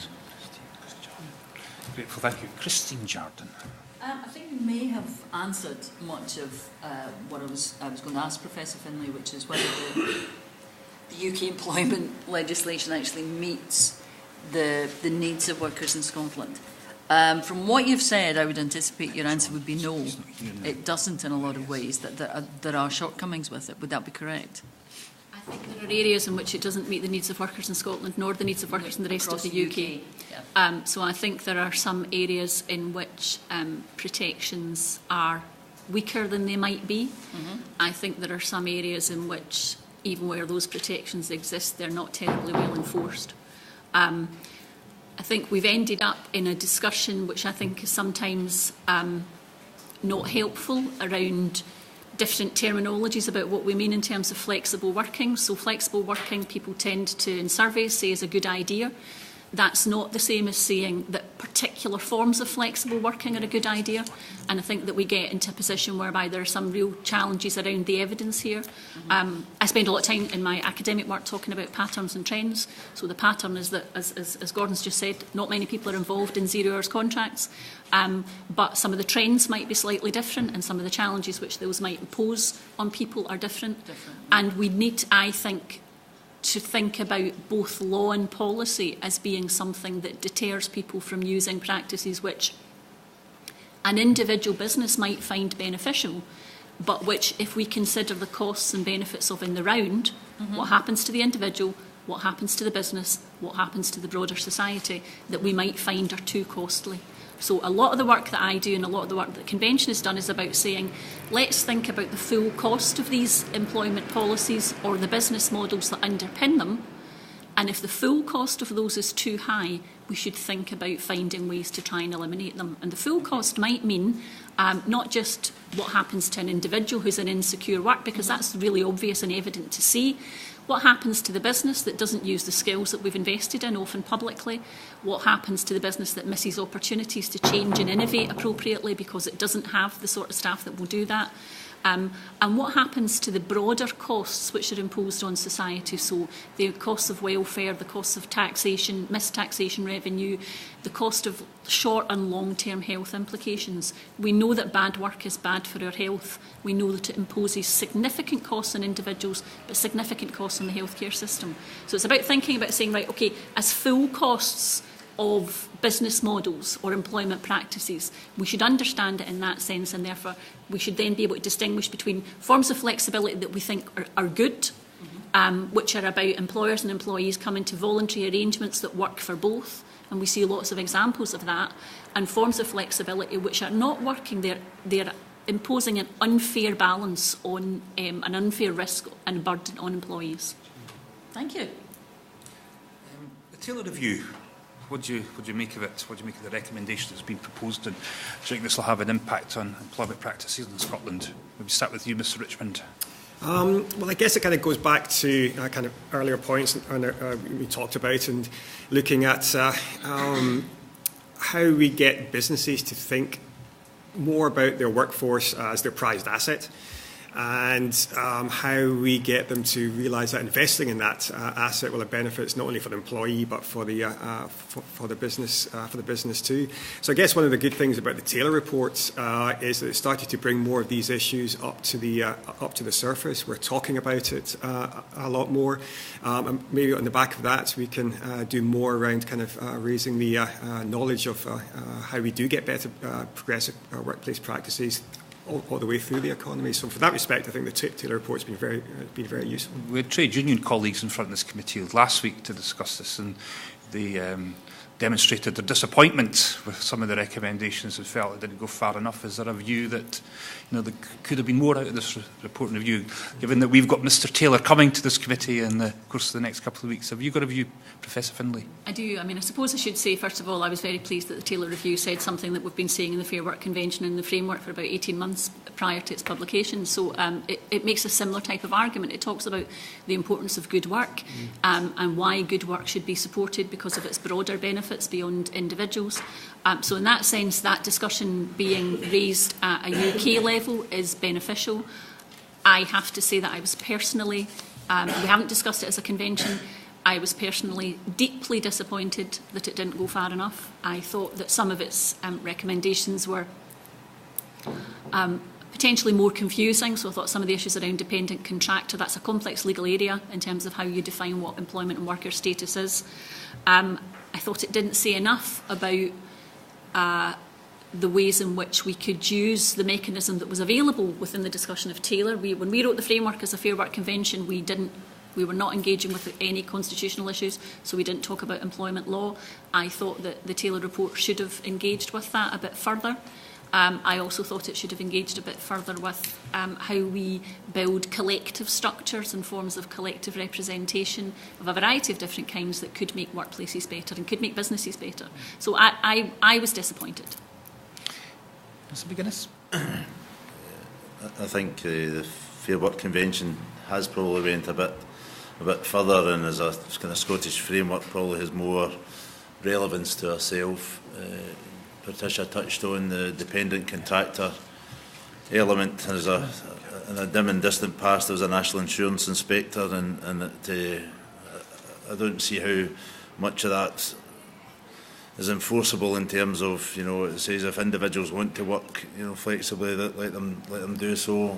I just think it's an area where could remain open to abuse. There's obviously some positive stuff in there around skills and skills progression and rights for individuals to do that. So we'd obviously welcome that. In response to what was described as the gig economy, I mean, We had representatives of the gig economy in front of this committee in the last session. And has this been, I've got Deliveroo in Perth now, which I was quite surprised to see and observe in the course of the past few weeks. Is this having a big impact on employment practice in Scotland? Any of you? Mr. Richmond, particularly given you put a quizzical face on there. Yeah, well, it's interesting because we've, and I can share the paper with the committee, we'd looked at self-employment about a year or so ago and the growth in self-employment and to what extent that's linked to what we call the gig economy as opposed to kind of, I guess you could call it true self-employment where people are finding new business and niche opportunities.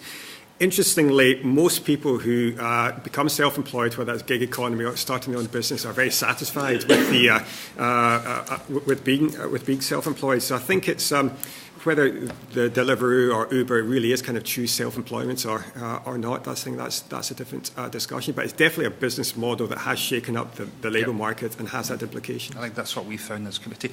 John Lamont, the last question in this session. Thank you, Chairman. Sorry, DG would want to come in. Yes, sorry. Professor Finlay, I just wanted to ask your views on the proposal from Citizens Advice Bureau that there be an employment commission given some statutory powers over enforcement. You mentioned employment tribunals and the fact that many of these aren't, the outcomes aren't actually enforced. I wondered what your thoughts were on that. I haven't looked in detail at the CAB's proposal for an employment commission. I mean, I suppose I would come at it slightly differently. I do think there is a role for some regulatory intervention which is not legislation, but which is, for example, in the same way that we have the HSC or we have the HMRC looking after the national minimum wage. I think there is room for some kind of inspectorate that allows for investigation and response to certain kinds of employment practices. We don't have, unlike many of our European counterparts, for example, a labour inspectorate or a Ministry of Labour. In the UK or in Scotland, we now do have a Cabinet Secretary who has responsibility for fair work, so that's about as close as we've been able to come. But that's quite different from operation in other countries where some of those matters would be dealt with at that level. So I think there is a role for some kind of public body or inspectorate that would allow us to look more closely at some of these issues. Thank you. John Lamont. Sorry, John. Thank you, Chairman. My question was to Mr. Richmond. It relates to the economy of the south of Scotland and its particular ties with that in the north of England. And I just wondered what discussions Scottish Enterprise has had with the UK government and indeed the councils in the north of England to ensure economic prosperity in the south of Scotland. Yes, so that's I think it's called the Borderlands initiative that's been taken forward. So Scottish Enterprise has been an observer on those discussions. So just observing what's been taken forward in some of the discussions, and with the new South of Scotland agency that's being introduced over the next couple of years or so, I presume that will take forward that in more detail. Well, I wasn't actually talking about Borderlands. We're talking about the role of Scottish Enterprise in terms of promoting the south of Scotland economy, bearing in mind its links to the north of England. And yes, Borderlands is going to be coming as part of a growth deal, but I would have hoped the Scottish Enterprise would have had engagement with the councils and the UK government, given the dependency of the south of Scotland economy on the north of England. Of course, well, obviously Scottish Enterprise works very closely with both the councils in the south of Scotland, and also looking at... Sorry, I'm not being clear. It's in the north of England I'm talking about. What discussions has Scottish Enterprise had with the councils in the north of England and the UK government to ensure the south of Scotland economy is as prosperous as it should be? So in terms of links with the councils in the north of England, that would be through, as I mentioned, kind of observer status on the kind of the Borderlands initiative. In terms of the south of Scotland and the UK government, that could well be linked in with the discussions around, for example, whether there's going to be a growth deal and Scottish Enterprise advising on and supporting developments of any potential growth deal. Okay, so there's no specific examples that you can give of where Scottish Enterprise have met with, say, Cumbria Council or Carlisle City Council or Northumberland Council about economic development in Scotland? Not that I'm personally aware of, but that doesn't mean to say it hasn't happened, and we can come back to the committee with further information on that. Yeah. Grateful. Right, that's right on 22 again. So thank you all very much for being so concise and on time. And I think there's a few outstanding things that you might be able to provide to the committee, which we'd be very grateful to receive and secure at your leisure. But thank you very much for attending this morning. Okay, thank you. Yes. Well, John's got a bit. It's coming back to be John first. To you. If anybody wants to go for a very quick comfort break, we've only got an hour with the Cabinet Secretary. Now's your time as we're getting them seated. Are there any others you'd rather? Say again to me. Are there any others you'd rather? No, you come. They're all. I don't have any. No, just come in then. Come in anyone you want. Paul, just if there's anything. Yeah, if there's any, just let me know. Otherwise, I'll just start down. Well, why don't you come in and 20?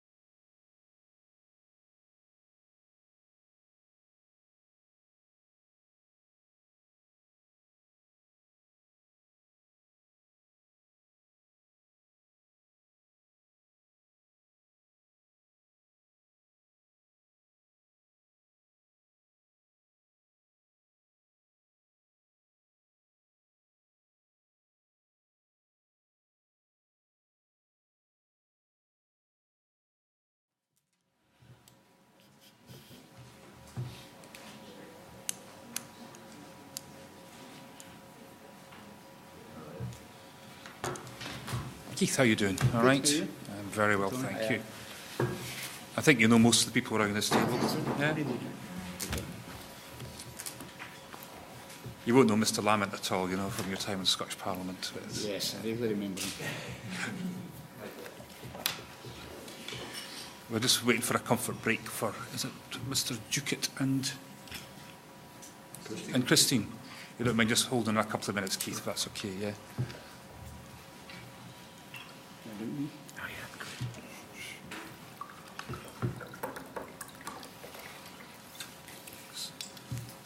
There's David.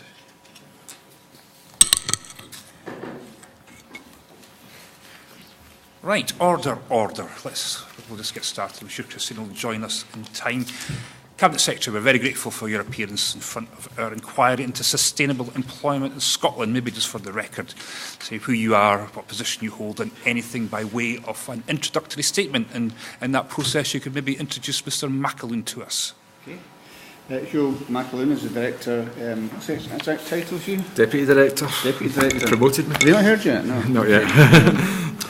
And of the employment? It's Fair Work and Skills I cover within Fair Work Skills and Employability Directorate. So thanks very much for the invitation to come along, and welcome to my constituency as well. Oh yes, yeah, of course. Thanks for the invitation to speak. I'll just say a few words if I can, Convener. First of all, just to remind the committee that I wrote to the committee in early 2017, and that was with the purpose of setting out the Scottish Government's vision and strategy for creating a growing, inclusive, sustainable and fair labour market in Scotland. And I also set out in that letter some specific actions which we were taking, and I also highlighted current and future challenges. However, that was early 2017, and even since that time an awful lot has happened in the meantime. In July, the Supreme Court ruled the UK Government's employment tribunal fees were unlawful, and that led to their immediate abolition. The Scottish Government had strongly opposed their introduction in 2013 on the basis that they would prevent access to justice for those in society most likely to require it. And over the last few years, the Ministry of Justice figures show a dramatic decrease, around 70%, in the number of cases that have been brought to that tribunal. So I was delighted with the Supreme Court decision and also pleased that steps are now being taken to refund fees to those who had paid them. And the Lord Chancellor stated last week that the UK Government still intend to charge fees as a deterrent to frivolous and vexatious litigation.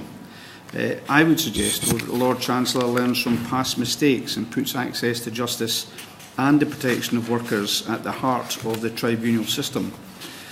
For our part, in the meantime, the process is underway to devolve the operation and management of the employment tribunals, which will ensure, at the very least, that unfair fees are not imposed upon the people of Scotland again.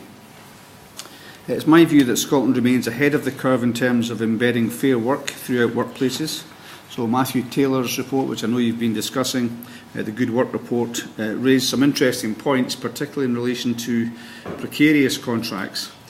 However, in my view, it did fall short in recognising some fundamental principles of fair work, for example, the importance of trade union representation and payment of the living wage, as opposed, of course, to the national living wage.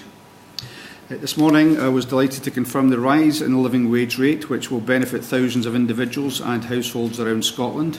In 2017, Scotland remains the best performing of all 4 UK countries, with the highest proportion of employees paid the living wage or more, that's 81.6%, which I think is a fantastic achievement and a testament to the work that's been done to promote the Scottish Government's Fair Work agenda and putting equality at the heart of our labour market. I'm also very confident that we meet the target of 1,000 Scots-based accredited living wage employers.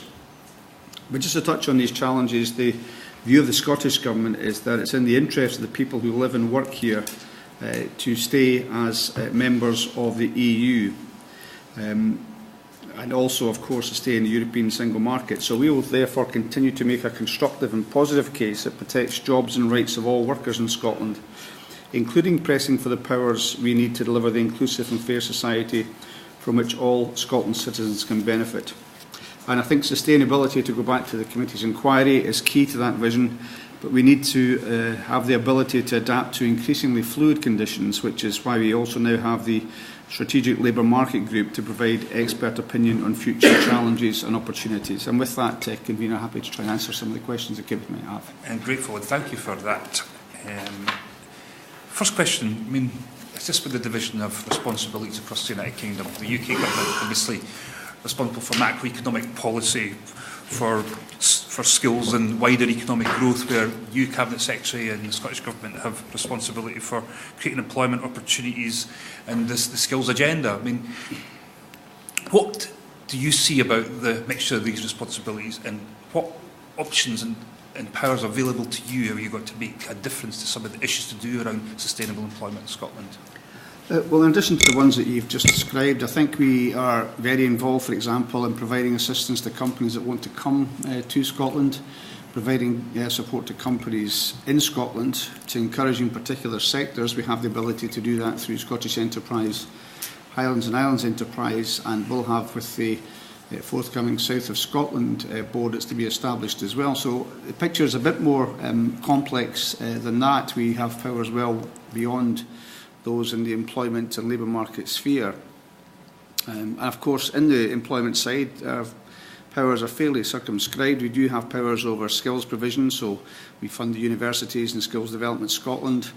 However, we don't have control over much of employment law, the vast majority of employment law. So to take one of the points I raised in my opening remarks, we would very much like to legislate for a living wage, a real living wage, and we don't have that power to do that. So it is a mix of powers. I think, to my mind, one of the most important things is, and it's a very good question, because if there was a broader understanding of the different powers of the two governments, I think it would aid the economic debate that we have in Scotland. We do have a very odd debate where, for example, I've been told that everything that happens in terms of jobs and the economy and growth is, in the words of one of my opponents, on my shoulders, where it quite clearly isn't. There's a division of powers between the UK Government and ourselves. So at least to have that acknowledged and better understood would be a good idea. But it is quite a subtle difference. So we have powers over, for example, Scottish Development International, so we can try and attract businesses here, and we don't have the full range of powers in terms of employment, much of which is left with the UK government. What sort of engagement do you have with the UK government when, given that there is these mixed levers of responsibility? Are you in regular contact with your counterparts in Westminster? I would say that it very much depends on the individual minister. So I met last week with Liam Fox, so that seemed to take an awful long time and lots of cancelled meetings before it happened. We've had quite good engagement with Greg Clark. Again, it's difficult to get the meetings that you need at the time that you need them, and that's partly because of parliamentary timetables on both sides. It needs really to be, there needs to be a willingness on both sides, and I found that over the 8 or 9 years now being in government that it's patchy and it varies from minister to minister. However, most recently, as I say, with Greg Clark on the industrial strategy, and he also has responsibility for energy and renewables, it's been quite a constructive engagement. Liam Fox, again, it was we have obviously very different views on many things, but relatively constructive engagement last week. And I always take the position that we should try and work together. There's a bigger prize to be won here for the benefit of people in Scotland. So we don't wish away the differences that we have between us politically, but I think it's worth trying to work together where we can do that. I think there's general agreement with the Secretary of State, who told us in this committee that there's a number of significant challenges remain. In his view, it's more important than ever that Scotland's two governments work together to help ensure Scotland's prosperity. Is there anything that you could propose or suggest about how we achieve that? Yeah, I think some process things. First of all, if you take the industrial strategy, the UK government tried to consult with the Scottish government. We are not a consultee, and they have to realise what devolution actually means. It should mean working together and in partnership.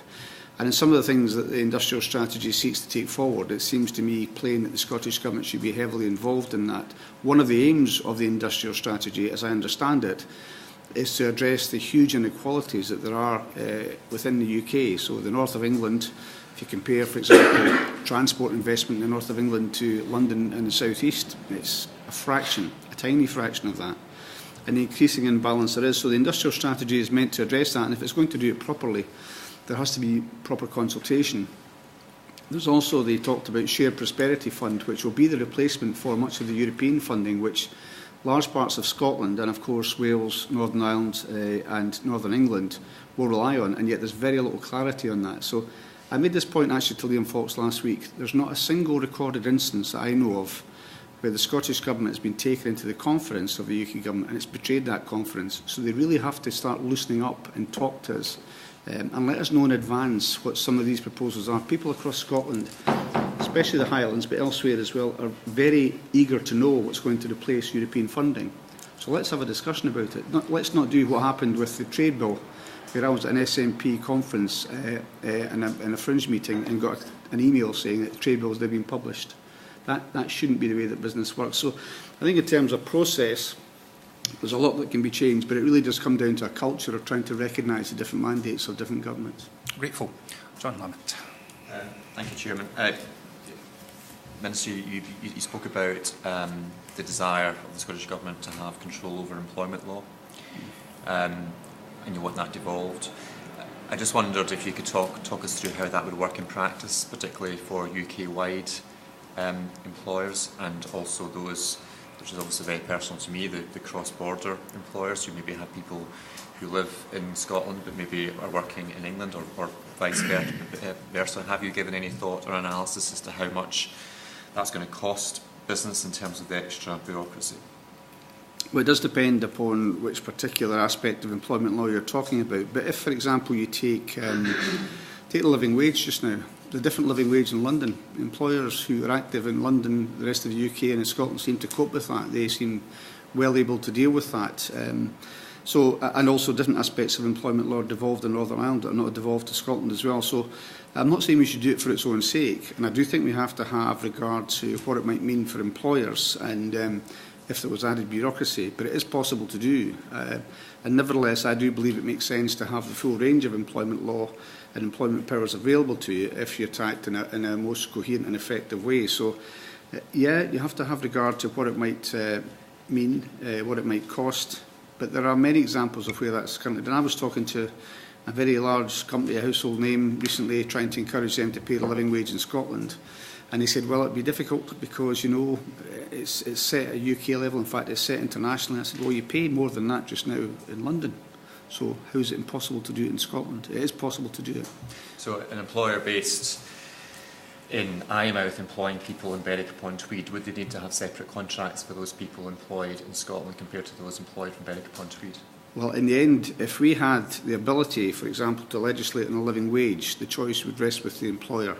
If they wanted to pay people less over the southern part of the border... The contract of employment, because obviously the contract of employment will specify which jurisdiction is applicable, whether it's the law of Scotland or whether it's the law of England and Wales, and clearly there will have to be a decision made by government as to which law is going to be applicable based on the residency of the business. Well, employers... And the government's given that some thought. Employers currently can decide which legal system they want to have a contract under, so that the choice would still rest with the employer. But in relation to the point I made about the living wage, again, the choice rests with the employer. If they think the bureaucracy involved is worth undertaking to pay employees less on the southern side of the border, then that's a... I wouldn't agree with it, but that's the choice that they would make. So just some clear about what your position is then. If a business based in Scotland chose, in the eventuality of employment law being devolved, Scottish businesses still could choose the jurisdiction of the English courts for the purposes of employment law within the contracts of employment?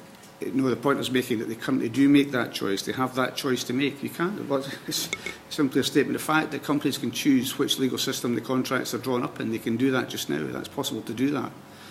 What I'm saying is, of course, if Scotland had employment law, and if your example means the whole of employment law, which again would be something I would support, if that was possible to do it, then of course it's not an unusual situation. It happens in many countries around the world which are sitting next to each other. In fact, sometimes in much smaller distances apart than the ones between Scotland and, say, Wales. So it is possible to do. The question is whether employment law being devolved would lead to more effective employment law and a more equal society, and I believe it would do that. And I do believe that the infrastructure around that is not something that's insurmountable. In fact, many other countries seem to adapt it just now. So there'd be no additional administrative costs to businesses on a UK-wide basis operating between both jurisdictions? It would entirely depend on, well, are there additional costs just now for companies that pay a different rate in one part of the UK from other parts of the UK? So companies have choices, that's the point I'm making. Thank you. Tommy Shepherd. Yeah, just sticking with devolution of employment legislation, we're in the, well, we're not quite in it yet, we've stalled, but we will soon be going forward in the throes of Brexit. And assuming that Brexit happens, do you think that offers the opportunity to revisit the question of the devolution of employment legislation, given the number of employment powers that are going to be repatriated to the UK? And I wonder if your department's having any discussions there, or any input into the ongoing discussions between the Scottish and UK governments on either the devolution of some of these powers or the creation of a UK common framework within which the Scottish government would have some ability to argue for differential arrangements in Scotland. I would say that discussions happened through correspondence, but there's not been the direct face-to-face discussion, because essentially that infrastructure, the bureaucracy of how that consultation would take place is not working. As you'll know, I would imagine from Mike Russell's statements in the past, even the joint ministerial meetings haven't been taking place. There's one to take place in December, and that would be the proper forum for discussing that. I've asked Liam Fox as recently as last week to consider the establishment of a similar joint committee on trade, given how important trade is. So we don't have that dialogue just now, other than through individual meetings and through correspondence, and there should be a format for that. You're right to say that whether it's consumer protection or employment law, these things, if repatriated, if that's the word, from the EU, the danger is that it rests, all those additional powers rest with the UK government, and I don't believe that's what should happen. I would say that in addition to supporting, of course, the bringing back of or further devolution of employment powers to Scotland, I've also tried to say to the UK government in one or two particular examples, there are situations where it doesn't make sense that the current disposition, I'm not talking about politically, I support independence, I want to see powers come to Scotland, the UK wants to retain those powers, but there are some cases, not least in relation to tribunals, for example, where the current disposition doesn't really work I mean, we should both be able to agree on the fact it's not the ideal disposition of power. So even within out with the Brexit process, I think there is a need for a pragmatic discussion about where powers best lie. But yes, you're right to say that we are concerned that the Brexit process, I think you portrayed it in the terms of opportunities, which is a good way to do it. We are a bit more concerned about the threats that might come as a result from that. Some of the protections that workers currently have under the EU through the social chapter could be jeopardised if that power resides at the UK level and they take a different approach. But the dialogue, if that's the point of the question, is not nearly what it should be, and it should be on a formal basis through a ministerial joint committee. Could I just follow up on that? Because obviously one of the arguments that's presented for not devolving powers in this field and in others is that the UK government doesn't want to create a situation that might jeopardise its ability to enter into future international trade deals, because it would want a level playing field, as they would put it, throughout the United Kingdom. I wonder in your discussions with Liam Fox or others whether this has come up and what your response would be to an argument that says Scotland having different employment legislation would somehow make it more difficult for a UK trading agreement with any other country. Well, I think the general approach from the Scottish Government, as I tried to lay out in my opening remarks, is to currently improve the situation. So I mentioned the living wage. So we would want to get to the stage where Scotland is essentially a living wage nation, if you like. Same is true of fair work. We're already getting a lot of international attention for inclusive growth and fair work, and also the living wage. Now, if that is perceived to be the direction of travel of the Scottish Government by the UK Government, if their concern is that's pushing things too far, that's making it an unlevel playing field because we're going further ahead, then that's really for them to answer for. They have to say, why can they not do the same thing as well? It's not my remit to say how the rest of the UK should order its affairs in that regard. But I would have thought that those kind of things, being known internationally as a country that really champions fair work, inclusive growth, I would have thought that would be an attraction in terms of increased trade. I think it's an attraction in its own right, and also I think it taps into where many countries are now looking to go. The G8 increasingly discusses inclusive economic growth, so I would have thought it would be an attraction.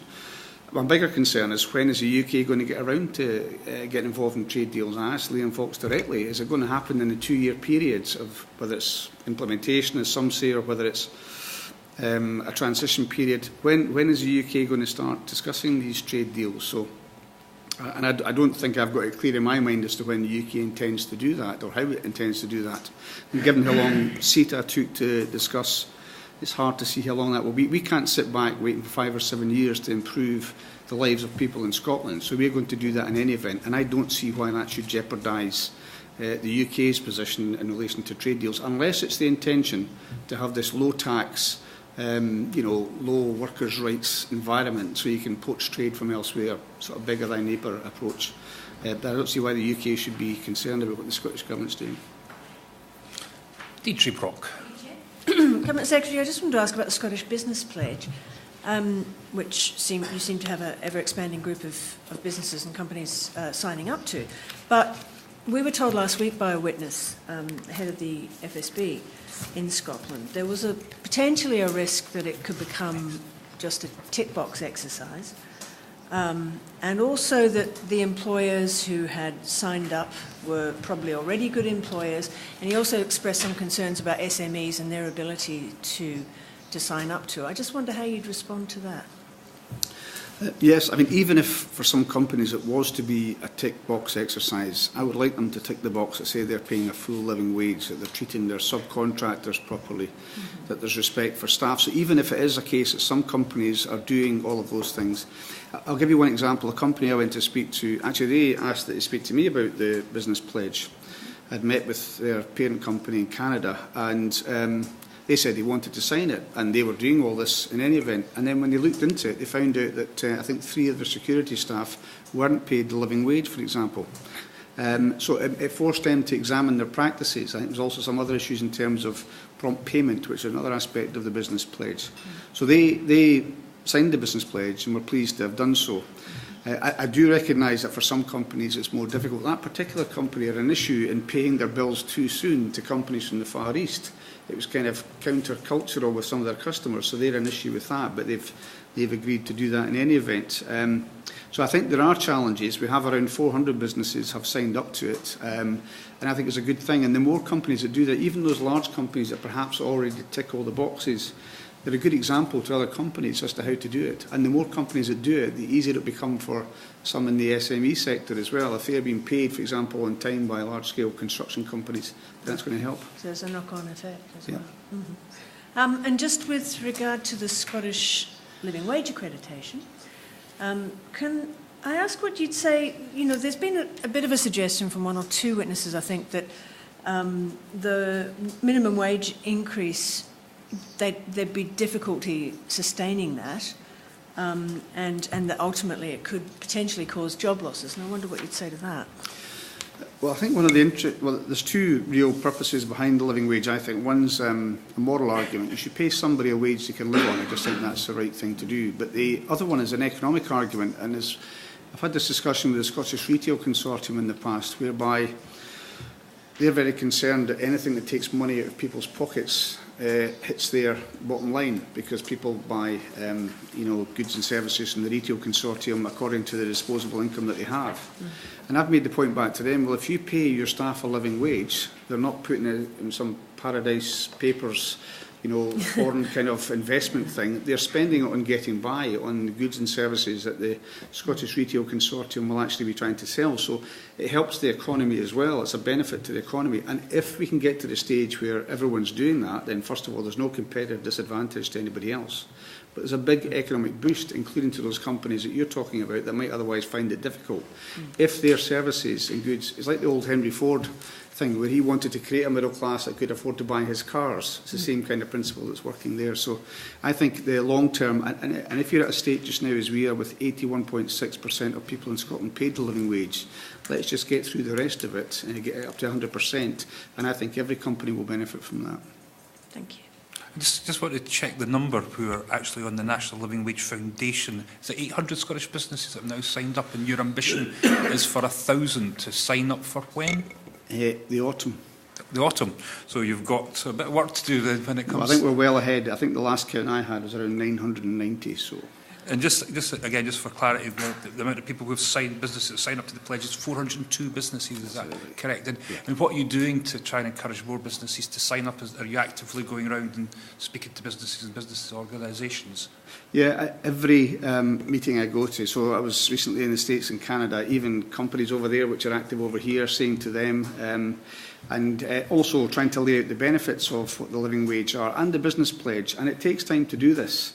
We have had some criticism for opponents for 400, but you've got to start from somewhere, and I think 400 businesses that have signed up to all of these things is very important, and 900 plus. I mean, just to put it in context, I think the UK is sitting at around 3,000 plus, so that means that Scotland is almost a third of all the companies in the UK that have signed up to the living wage. It's a pretty good track record, but you've got to, well, what we have to do now is see what the next iteration, the next targets are to keep pushing it further.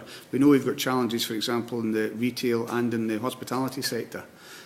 So I think we've got a very good base from which to go forward. I think the UK average now is 78%, Northern Ireland's about 72%, and we're up at 81.6%. But we've got to keep on moving things forward. And we in the city of Perth are hoping to become Scotland's first living wage city at some point, so that's an ambition for us. Christine Jarton. Thank you very much. Hi. Thank you very much, Minister.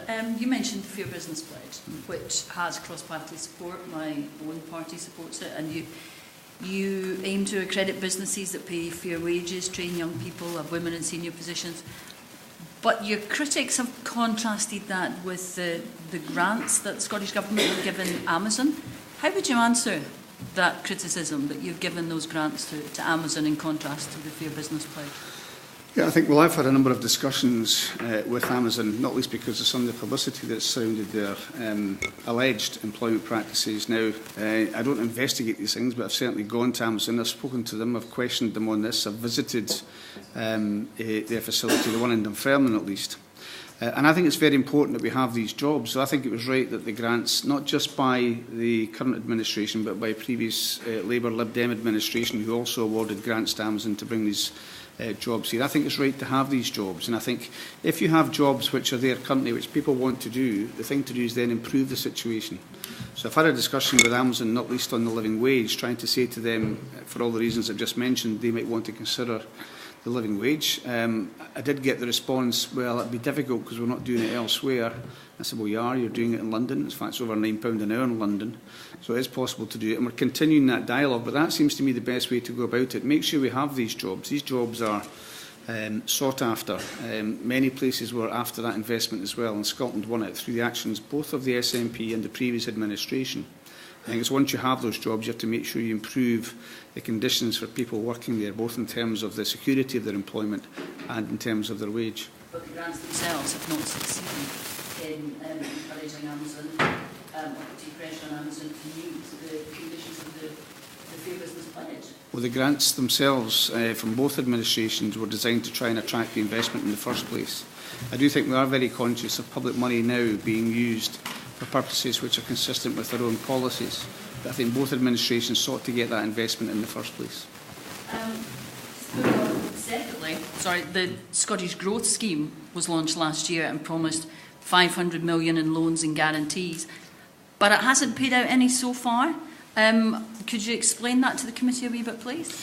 What's happening the there? growth scheme, if you're going to initiate something like a growth scheme with £500 million of potential support in it, then first of all we had to have the discussion with the UK government. That was always understood. And then you have to set up the mechanisms, which has now been done. And there are a number of companies, as my colleague Derek Mackay that had led on that, but a number of companies actively involved in trying to get, so that's an application process. The application process is well advanced with some companies. And it will provide a huge boost, I think, especially to the tech sector, but also to start-up businesses and some scale-up businesses, and be able to access funding that's not otherwise available to them from the market. So I think it's a very good initiative. Obviously, it takes time to set up. It has been set up, and we're now engaging with companies that want to access it. You haven't actually changed parliamentary procedures, though, to allow the guarantees, etc. So when do you anticipate that you'll actually be able to, companies can receive the first loans? Well, that's not dependent on change to parliamentary procedures, so that's why the companies are currently involved. There are different series of measures which can be provided. So some can be grant, some can be a loan, and some can be a loan guarantee. So that's the people that have come forward just now are not waiting on a further parliamentary process. If they pass through the application process, they will receive the money or the support thereafter. Okay, and just to when do you anticipate that we'll see the first of these? Well, there's two parties involved in this discussion, so I can't say for certain, but I think the ones I'm aware of are pretty well advanced, so I'd expect very shortly we'll see the first of those being converted. Thank you.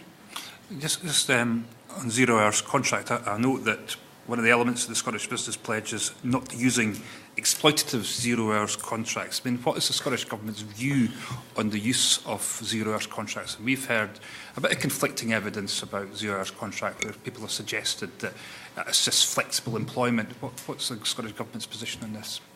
I think the key is that word that you've used, convener, exploitative. There are some people, there's no question, that find that 0 hours are something that they want.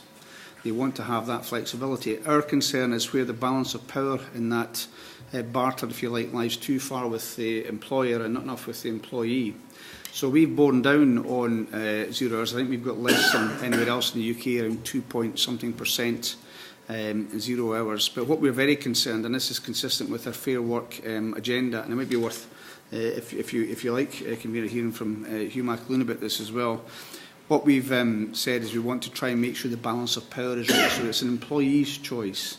It's not exploitative. It's something which is agreed between the parties. And in any event, we want to try and bear down on the overall number of people involved in 0 hours because it doesn't provide the security that we'd like to see, and that's a big part of the Fair Work agenda. But I don't know if you'd like to hear from. Yeah, I would just add about the kind of definition of fair work. Fair work sounds like it's very much about rebalancing relationships between employers and employees, and I think there is an element of that. But really at its heart, I think what fair work is about is actually a partnership between employers and their employees to actually grow the business, create value in the business. I don't think you do that if you're imposing 0 hours contracts or low wages on people. I think if you can actually move those kind of milestones, if you like, around hours and conditions and wages are actually part of engaging with your staff, so that your staff actually start becoming part of that motor of innovation within a firm. So I think that's a key element, and you know, as the Minister said, specifically around 0 hours, do we think that we're going to get the level of commitment from employees who have no certainty around their hours that they're going to work and what have you? Do you think they're going to feel like part of the endeavours of that company compared to those who have more certainty and a bit more of a stake in the company? I think when they're not exploitative, when the individual is actually keen to have, for whatever reason, the flexibility or whatever things that are attached to the 0 hours contract, then that's a different matter. But a lot of what we're trying to do around fair work is improve a lot of employees, but also really improve the competitiveness and productivity of the businesses that engage in fair work. So in some ways the name Fair Work maybe is a little bit misleading, but really it is about a new way of creating value for the benefit of the business and the benefit of the overall economy. David Duckett. Thank you, Chair. I was going to ask about whether or not you considered all 0 hour contracts to be exploitative based on the language I've read, but I think you clarified that because you, as you recognise, not. I mean, I've been a 0 hour contract myself, and I found it fitted me, for example, but it doesn't suit everyone, of course. But I was wondering, how do you actually assess objectively whether a contract, whether it's a 0 hour contract or not a non-0 hour contract, how exploitative it is, and what criteria you look for? Well, again, it might be useful to hear Hugh's contribution, but first of all, we don't have the powers in this area. We have the power to limit the use of 0 hours contracts. So all that can be done, as with many of the other economic data, whether it's job figures or economic growth, it's often survey-based. So we don't have the powers to do that just now, and it's, I think, a matter of at least a little bit of satisfaction, and in terms of the prevalence of 0 hours, we've managed to work it down through encouragement to, I think, the lowest level of the 4 UK countries. I'm not certain of that, but certainly it's lower than the rest of the UK as a whole, just over 2%, I think. But we don't have that data to say whether it's exploitative, and so that's why we're trying to do the work that we are doing through the Fair Work agenda and working with trade unions to try and see, especially in the worst cases of it being exploitative. And also what we can do is we do have the data and the ability to interrogate what the Scottish Government and its agencies do and to make sure it's no part of what they do. But beyond that, interestingly, we're about to set up a strategic board which Nora Senior will chair, and that will have attached to it an analytical unit which I've said and they want to have look at all the economic data that we have to make sure they're fit for purpose. There's a lot of things which are, as I've mentioned, sometimes a survey or a boost to a survey that are carried out. Sometimes the data is wrong. The UK seems to have lost £500 billion recently for some reason. I'm not sure how that worked out. The export figures that we have for Scotland have been proven to be wrong. We've had problems with the quantifying of oil exports directly from oil fields. So I think we want to interrogate the data that we have and make sure it's as fit for purpose. And the point that you make about knowing the nature of contracts, much easier if you have control over employment law in its entirety, but we should be looking at how we can gather that data as well. Yeah, I mean, I think in terms of understanding how employees feel about the conditions, the contracts that they've been given, I think it's why it's one of the important elements of the Fair Work framework that the Fair Work Convention have set out, is the whole area of employee voice. Now, that can be through trade unions or it can be through our mechanisms. But having an effective employee voice within an enterprise is the sort of thing that will unearth this sort of practice. So and it also goes back to my point earlier about that shared sense of purpose and endeavour within an enterprise. So, having a strong voice in terms of how workers are treated is an important element of it, but also having those mechanisms for employees and our workers to engage with management to actually come up with better ways and more productive ways for the enterprise to go about its business is important. So I think what you're looking for there is that kind of moving away from a kind of them and us thing into a shared endeavour. And I think highlighting practices, I guess, that the workers in any enterprise find unacceptable and finding ways of resolving that is a key element of what the Fair Work Convention laid out. Okay, thank you. Grateful. A significant theme in the evidence that we've collected is to do with new business models that have emerged in the course of the past few years. I'm just wondering your view, Cabinet Secretary, of the impact that this has had on Scotland's labour market, and if you've got any concerns about what you've observed. Yes, Scotland's not been immune from the new business models, and new business models in and of themselves can be real disruptors in the economy, which can be a good thing. So there can be real benefits from that. So you want to keep yourself open to the possibility of new business models and to encourage them.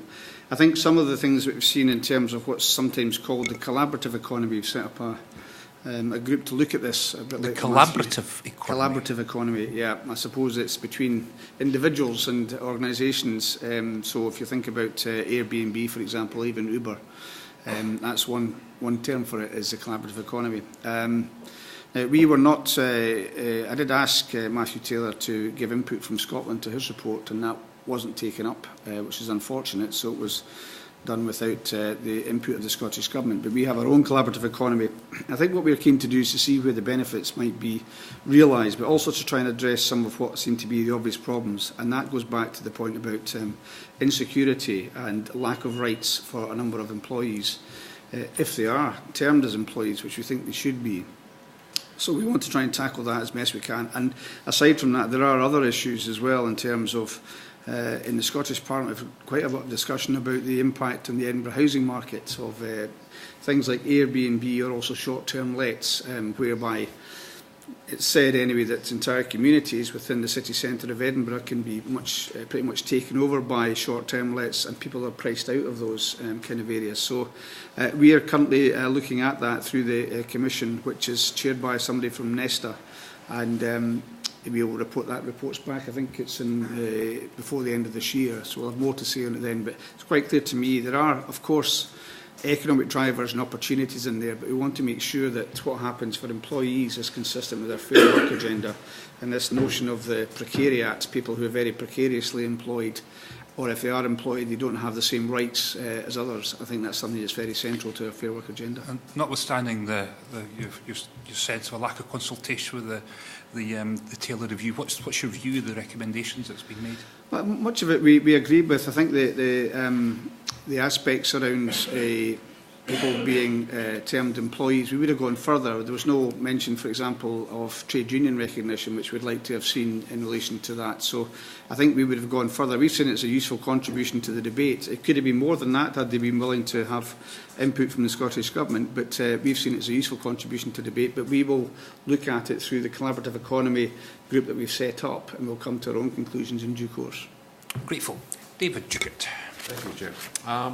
You mentioned earlier, Cabinet Secretary, the imbalance between London and the south east and the north of England, particularly in terms of transport and digital infrastructure. So bringing it back to Scotland, you can probably guess where this is going.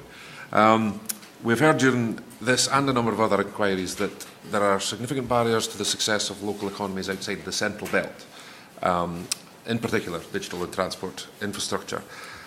To what extent are you currently working, or do you need to work with the UK Government on these matters?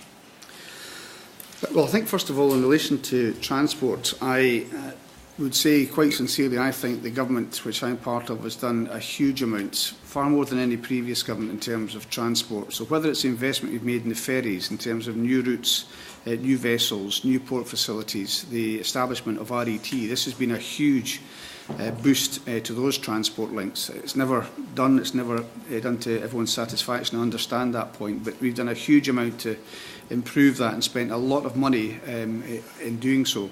In relation to the roads network, then once again, I think we have the first government ever to commit itself to dualling of the A9 between Inverness and Perth, the A96 between Inverness and Aberdeen, but even smaller roads, as you said, more rural areas. So the Mustodloch bypass is perhaps not best known to everybody, but it was campaigned for 50 years, and this was the government which actually completed that.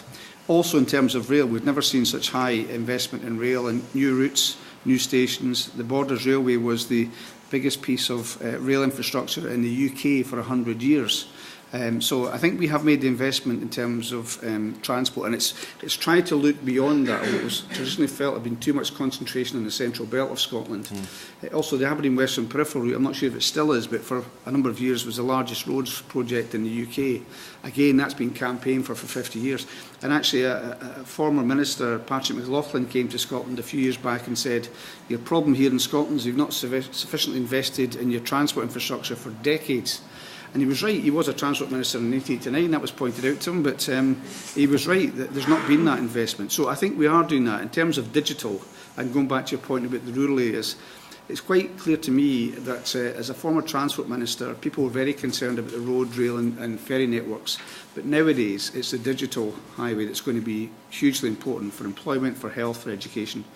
And we've got a big job of work to do. It's not my job in the Scottish Government to do that, it's Fergus Ewing's, but that's a big job of work, so that's why we made the commitment that we have by 2021 to have everybody in every business having access to super-fast broadband. So these are the big commitments. They're not all able to be done at our own hand. Digital has a lot to do with the UK Government, but that does recognise the need for, as you say, local economies further removed from, say, the central belt of Scotland to be able to make sure they can have the same experience of economic growth and opportunities as everyone else. I'm sure the businesses in my constituency and Banff Buchan will be glad to hear that. But going back to a key part of my question, which was to what extent are you working with the UK Government or need to work closer with the UK Government or vice versa to try and push this along? Well, one of the ways in which we're doing that is through city deals, and that might sound counterintuitive because you're talking about, by and large, rural areas away from cities, but many of the city deals that we've struck have been with areas out with the cities, so you'll know that Aberdeen and Aberdeenshire was a city deal. And also even in Glasgow, 7 other authorities were not part of the city of Glasgow. So one of the ways that we're doing that is the city deal process. What I'm very keen to get from the UK Government is their sense of what they intend for those areas not currently covered by city deals. So Murray, Falkirk, Argyll, the islands, the Northern Isles, what is their intention to do there? Because, and I think, to be fair, Ian Duncan agrees on this point, that we have to have a coherent basis on which to go forward. And if the two governments can act together, then we're liable to achieve more in doing that. So I've made that offer to the UK Government. Let's try and work out exactly what we're going to do right across the country. And that will cover the entire, every community in Scotland if we can achieve that. But there is work going on just now, and the city deal process has been, I think, a relative success in terms of the collaboration between the two governments. Okay, thanks. Thank you. Christine, did you want to come in? Yes, just a small point. First of all, I'm sure my colleague Tavish Scott will be delighted to hear you congratulate him in a way on Borders Rail, which, if I remember rightly, was his announcement. The Borders Rail link was going to be built. And I may have missed this in your answer, so apologies if I have. But do you have any real projects to link areas like Aberdeenshire more closely, and Inverness more closely with the Central Belt, say Edinburgh? Do you have any proposals to improve the rail link, which has been subject of a fair amount of criticism over the past few years? I'm not aware of any Tavish Scott announcement. It certainly wasn't what drove me to actually do it. The first government to actually do it rather than talk about it for a number of years. But anyway, I think it was generally supported by all political parties that we did that. In relation to certainly Aberdeen, we are looking to improve the rail link from Aberdeen to the Central Belt. We announced that as part of the City Region deal, and particularly acknowledging the problems at the Montrose Basin that are there, which are a major inhibition on improving journey times. I think the amount that was being talked about was £200 million. But although I was the person that announced that because it was a city deal, I'm not the Transport Minister now, so I don't have that knowledge of all the different transport and rail infrastructure deals. What I would say is the recent announcement by the UK Government, which essentially limits or cuts around £600 million off the capital investment we'd want to make in our railways, will fundamentally, if it stays the same, inhibit our ability to take on new stations, new routes and so on as well, or carry out improvements. The major improvement we're doing just now is in terms of electrification. So Aberdeen to Glasgow is currently underway, going north to Dunblane, and then, of course, you want to see the whole of the network electrified because of the environmental and efficiency benefits. But you need the money to do that. And if moving from what's called the H-loss, the higher level spending figure to a new figure whereby it's not, sorry for the acronym, but the RABs, the resource asset base, which is how things were funded before. If that's changing from 2019 and it's been done by grants and those are substantially less, then it will affect the rail programme, and that's a discussion that we're currently having with the UK. But the main part of the improvements to Aberdeen, rather than Aberdeenshire, are through that example I mentioned of the Montrose Basin. Thank you. Great. Grateful. You did touch on city deals, but I know John Lamont's got a question on this. John? I do, and I'll come back to that. I know it's not your department, but in terms of what David was talking about earlier, in terms of digital connectivity, could you just outline what the Scottish Government's been doing on that front? Yeah, so there's a number of things. Again, it is not my department, it's Fergus Ewing, but so to try and push out the rollout of broadband across the country, a number of different things have been done. So in areas where it's very difficult in the short term to see how that can be done by, if you like, the establishment of the cable networks, we're looking at other methods of supporting that for individual communities in terms of satellites or voucher systems to try and improve that in the short term. But it is very much, actually just now, it's very much if you like, a fluid situation. It's not going to affect our overall commitment to make sure that everyone's established by 2021, but the process of getting there will depend on the discussions which the UK government is currently having with BT and others about how the rollout will happen in England and Wales. So a lot's been done just now. Progress has been made. They've exceeded the targets they had up to this point, and the end point is still to have every business and individual having the ability to connect to superfast broadband by 2021. As to the detail of how they're going to reach that, you would have to ask Fergus Ewing, I think, John. So these are Scottish Government initiatives as opposed to anything that BT or the UK Government's doing? The Scottish Government's target is the Scottish Government's target. We stood in the manifesto to have that established by 2021, but the process for getting there does involve working with BT, and the relationship that the UK Government has with BT will have impact on the relationship which the Scottish Government has with BT. It's quite an involved process, and we want to see how that's going to develop for the rest of the UK. For example, there are different speeds being committed to south of the border than there are north of the border, so it is quite a complex area. And without trying to pass the buck, I'm sure Fergus Ewing could give you more detail more easily than I could. That's very helpful. We will be having an inquiry into connectivity. We'll be dealing with some of these issues. Sorry, John. Just then going to the city deals and regional deals, and obviously I'm very supportive of the Borderlands growth deal. Is the Scottish Government positive? And I think you touched on this earlier, I think I know the answer, but you are generally positive about these regional deals?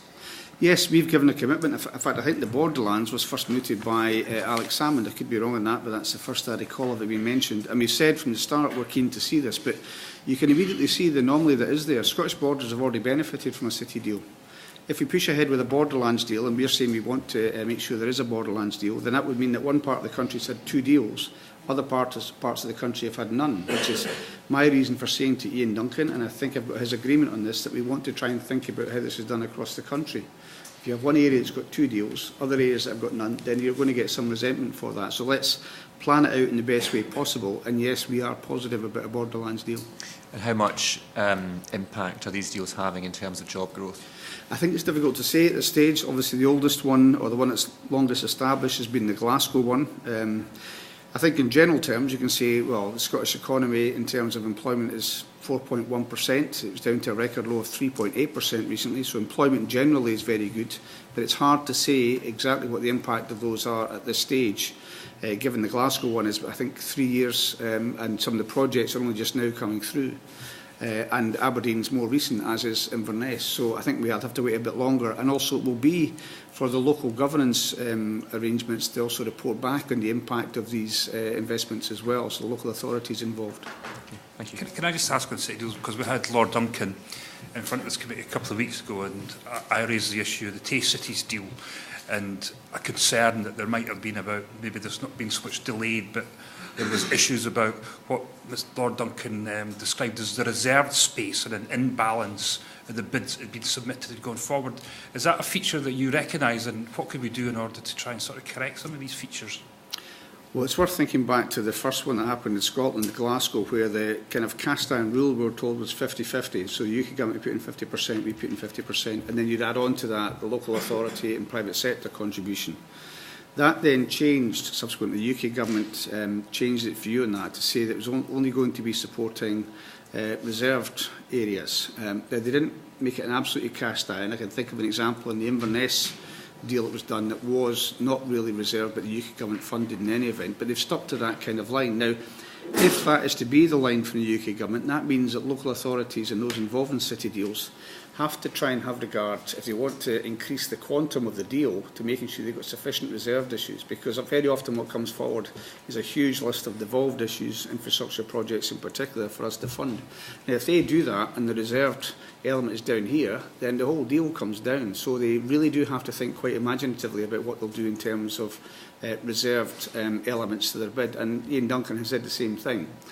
What I have said is, for my part and the Scottish Government's part, we are willing to be flexible if the constituent parts of any particular deal, you mentioned Tay-Cities, so it comprises obviously Angus, a bit of Fife and Dundee and Perth and Kinross. It doesn't have to necessarily, from my point of view, be 50-50 in each area, and I think Ian Duncan's agreed with that as well. So we're willing to be flexible in relation to it, but it does mean that those proposing city deals have to have regard to what they can do in the reserve space as much as what they can do in the devolved space. Great, well that's really helpful, thank you. Paul Masterton. Thank you. Obviously a number of these big investment projects are long term. Not all governments obviously like thinking long term, they like things which are short term and deliver quick bang for their buck. But in terms of budgeting for some of the larger capital investment projects that have been talked about and which will deliver the kind of sustainable growth and jobs and productivity we've been talking about, how is the Scottish Government going through that budgeting process for long term investment decisions?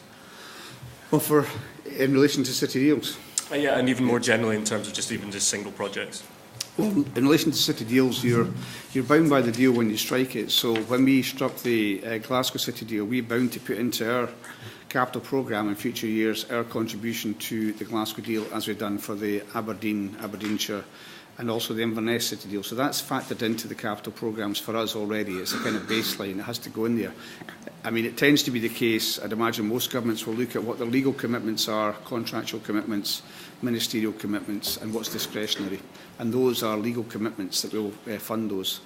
Beyond that, yeah, it's a difficult situation. We've had a substantial real terms cut to our capital programme, so we've had to look at different ways that we can boost what we're doing in terms of capital. So each year you will come to, and obviously the optimum is you can do it on a 3-year basis if you can do that, but each year we'll look at what's available to us. We do have the new borrowing powers, which have increased the amount we can put into the pot by around £450 million, but overall we've got a cut in our capital programme. And it just means that each year you have those pressures to contain. And that will not affect city deals because they will be, if you like, baked in from the start as they're committed to.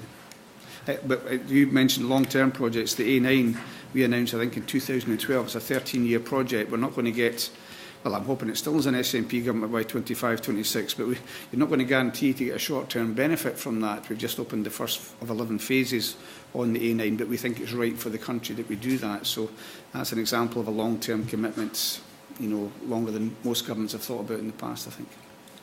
Just lastly, because I know you have to get away, Cabinet Secretary, just on the UK's industrial strategy. We know they're consulting just now. I mean, what role are you going to be playing? What level of consultation do you expect? And will this have an impact on some of these issues that we're talking about when it comes to sustainable employment? Yes, I think if we can get it right, if we can get the process and the consultation right, then we can achieve a great deal, which can also benefit employment. I think, as I've said already, when we did get the chance to discuss it with the UK government, we did point out there was no reference to trade unions, very little reference to employees, so we've made that point to them. And also, much of the industrial strategy will be involving Innovate UK. Now, once again, we've had myself and the First Minister recently met with Innovate UK, but once again, we find out something at 2 days' notice to give appointments to a board, and then are not told who's appointed to the board afterwards. So I think there are still some issues. And also, if you look at those projects which Innovate UK, accessing some of the industrial strategies monies, again, you're still seeing the same imbalance, not just Scotland and UK, but Northern England. Now, the response of the UK government and Innovate UK is to say, we're trying to fund the things which will have the biggest impact, and we've got a lot of sympathy for that. but if you're doing it in such a way that it's not going to address the imbalance that's there. I understood that to be one of the fundamental aims of the industrial strategy.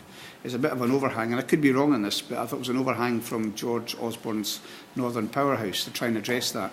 So if you continue to funnel resources to areas of huge economic activity like the southeast of England at the expense of, say, Northern England or Scotland or Wales, then you're not going to have the desired effect. So, and the best way for us to deal with that, certainly from the Scottish perspective, is to have that meaningful engagement. So if UK ministers, and that means not just Greg Clark, but other ministers, are willing to engage and speak with us, and also to give a level of control and discretion to, in our case, the Scottish Government to access and try and help direct some of that funding as well. You're going to get more bang for your bucks out of that. So that's the plea I've made to Greg Clark, and it's a plea I've made to the UK Government. Let's try and, I seem to get continual asked, will you cooperate with the UK Government industrial strategy? And I've said, I don't know how many times, of course we will, but it requires two to do that. So if it's the big opportunity that it's been promoted as, then let's try and make sure we get the most of it, and let's try and do it in a collaborative way. Grateful. I know you've got to get away right about now, so we're very grateful. There's so many other questions we could have asked you, but we're grateful for your time, Cabinet Secretary. And if there's anything further that you feel you could meaningfully contribute to this inquiry, please make any submission to the committee. But thank you very much. Thank you. Order, order.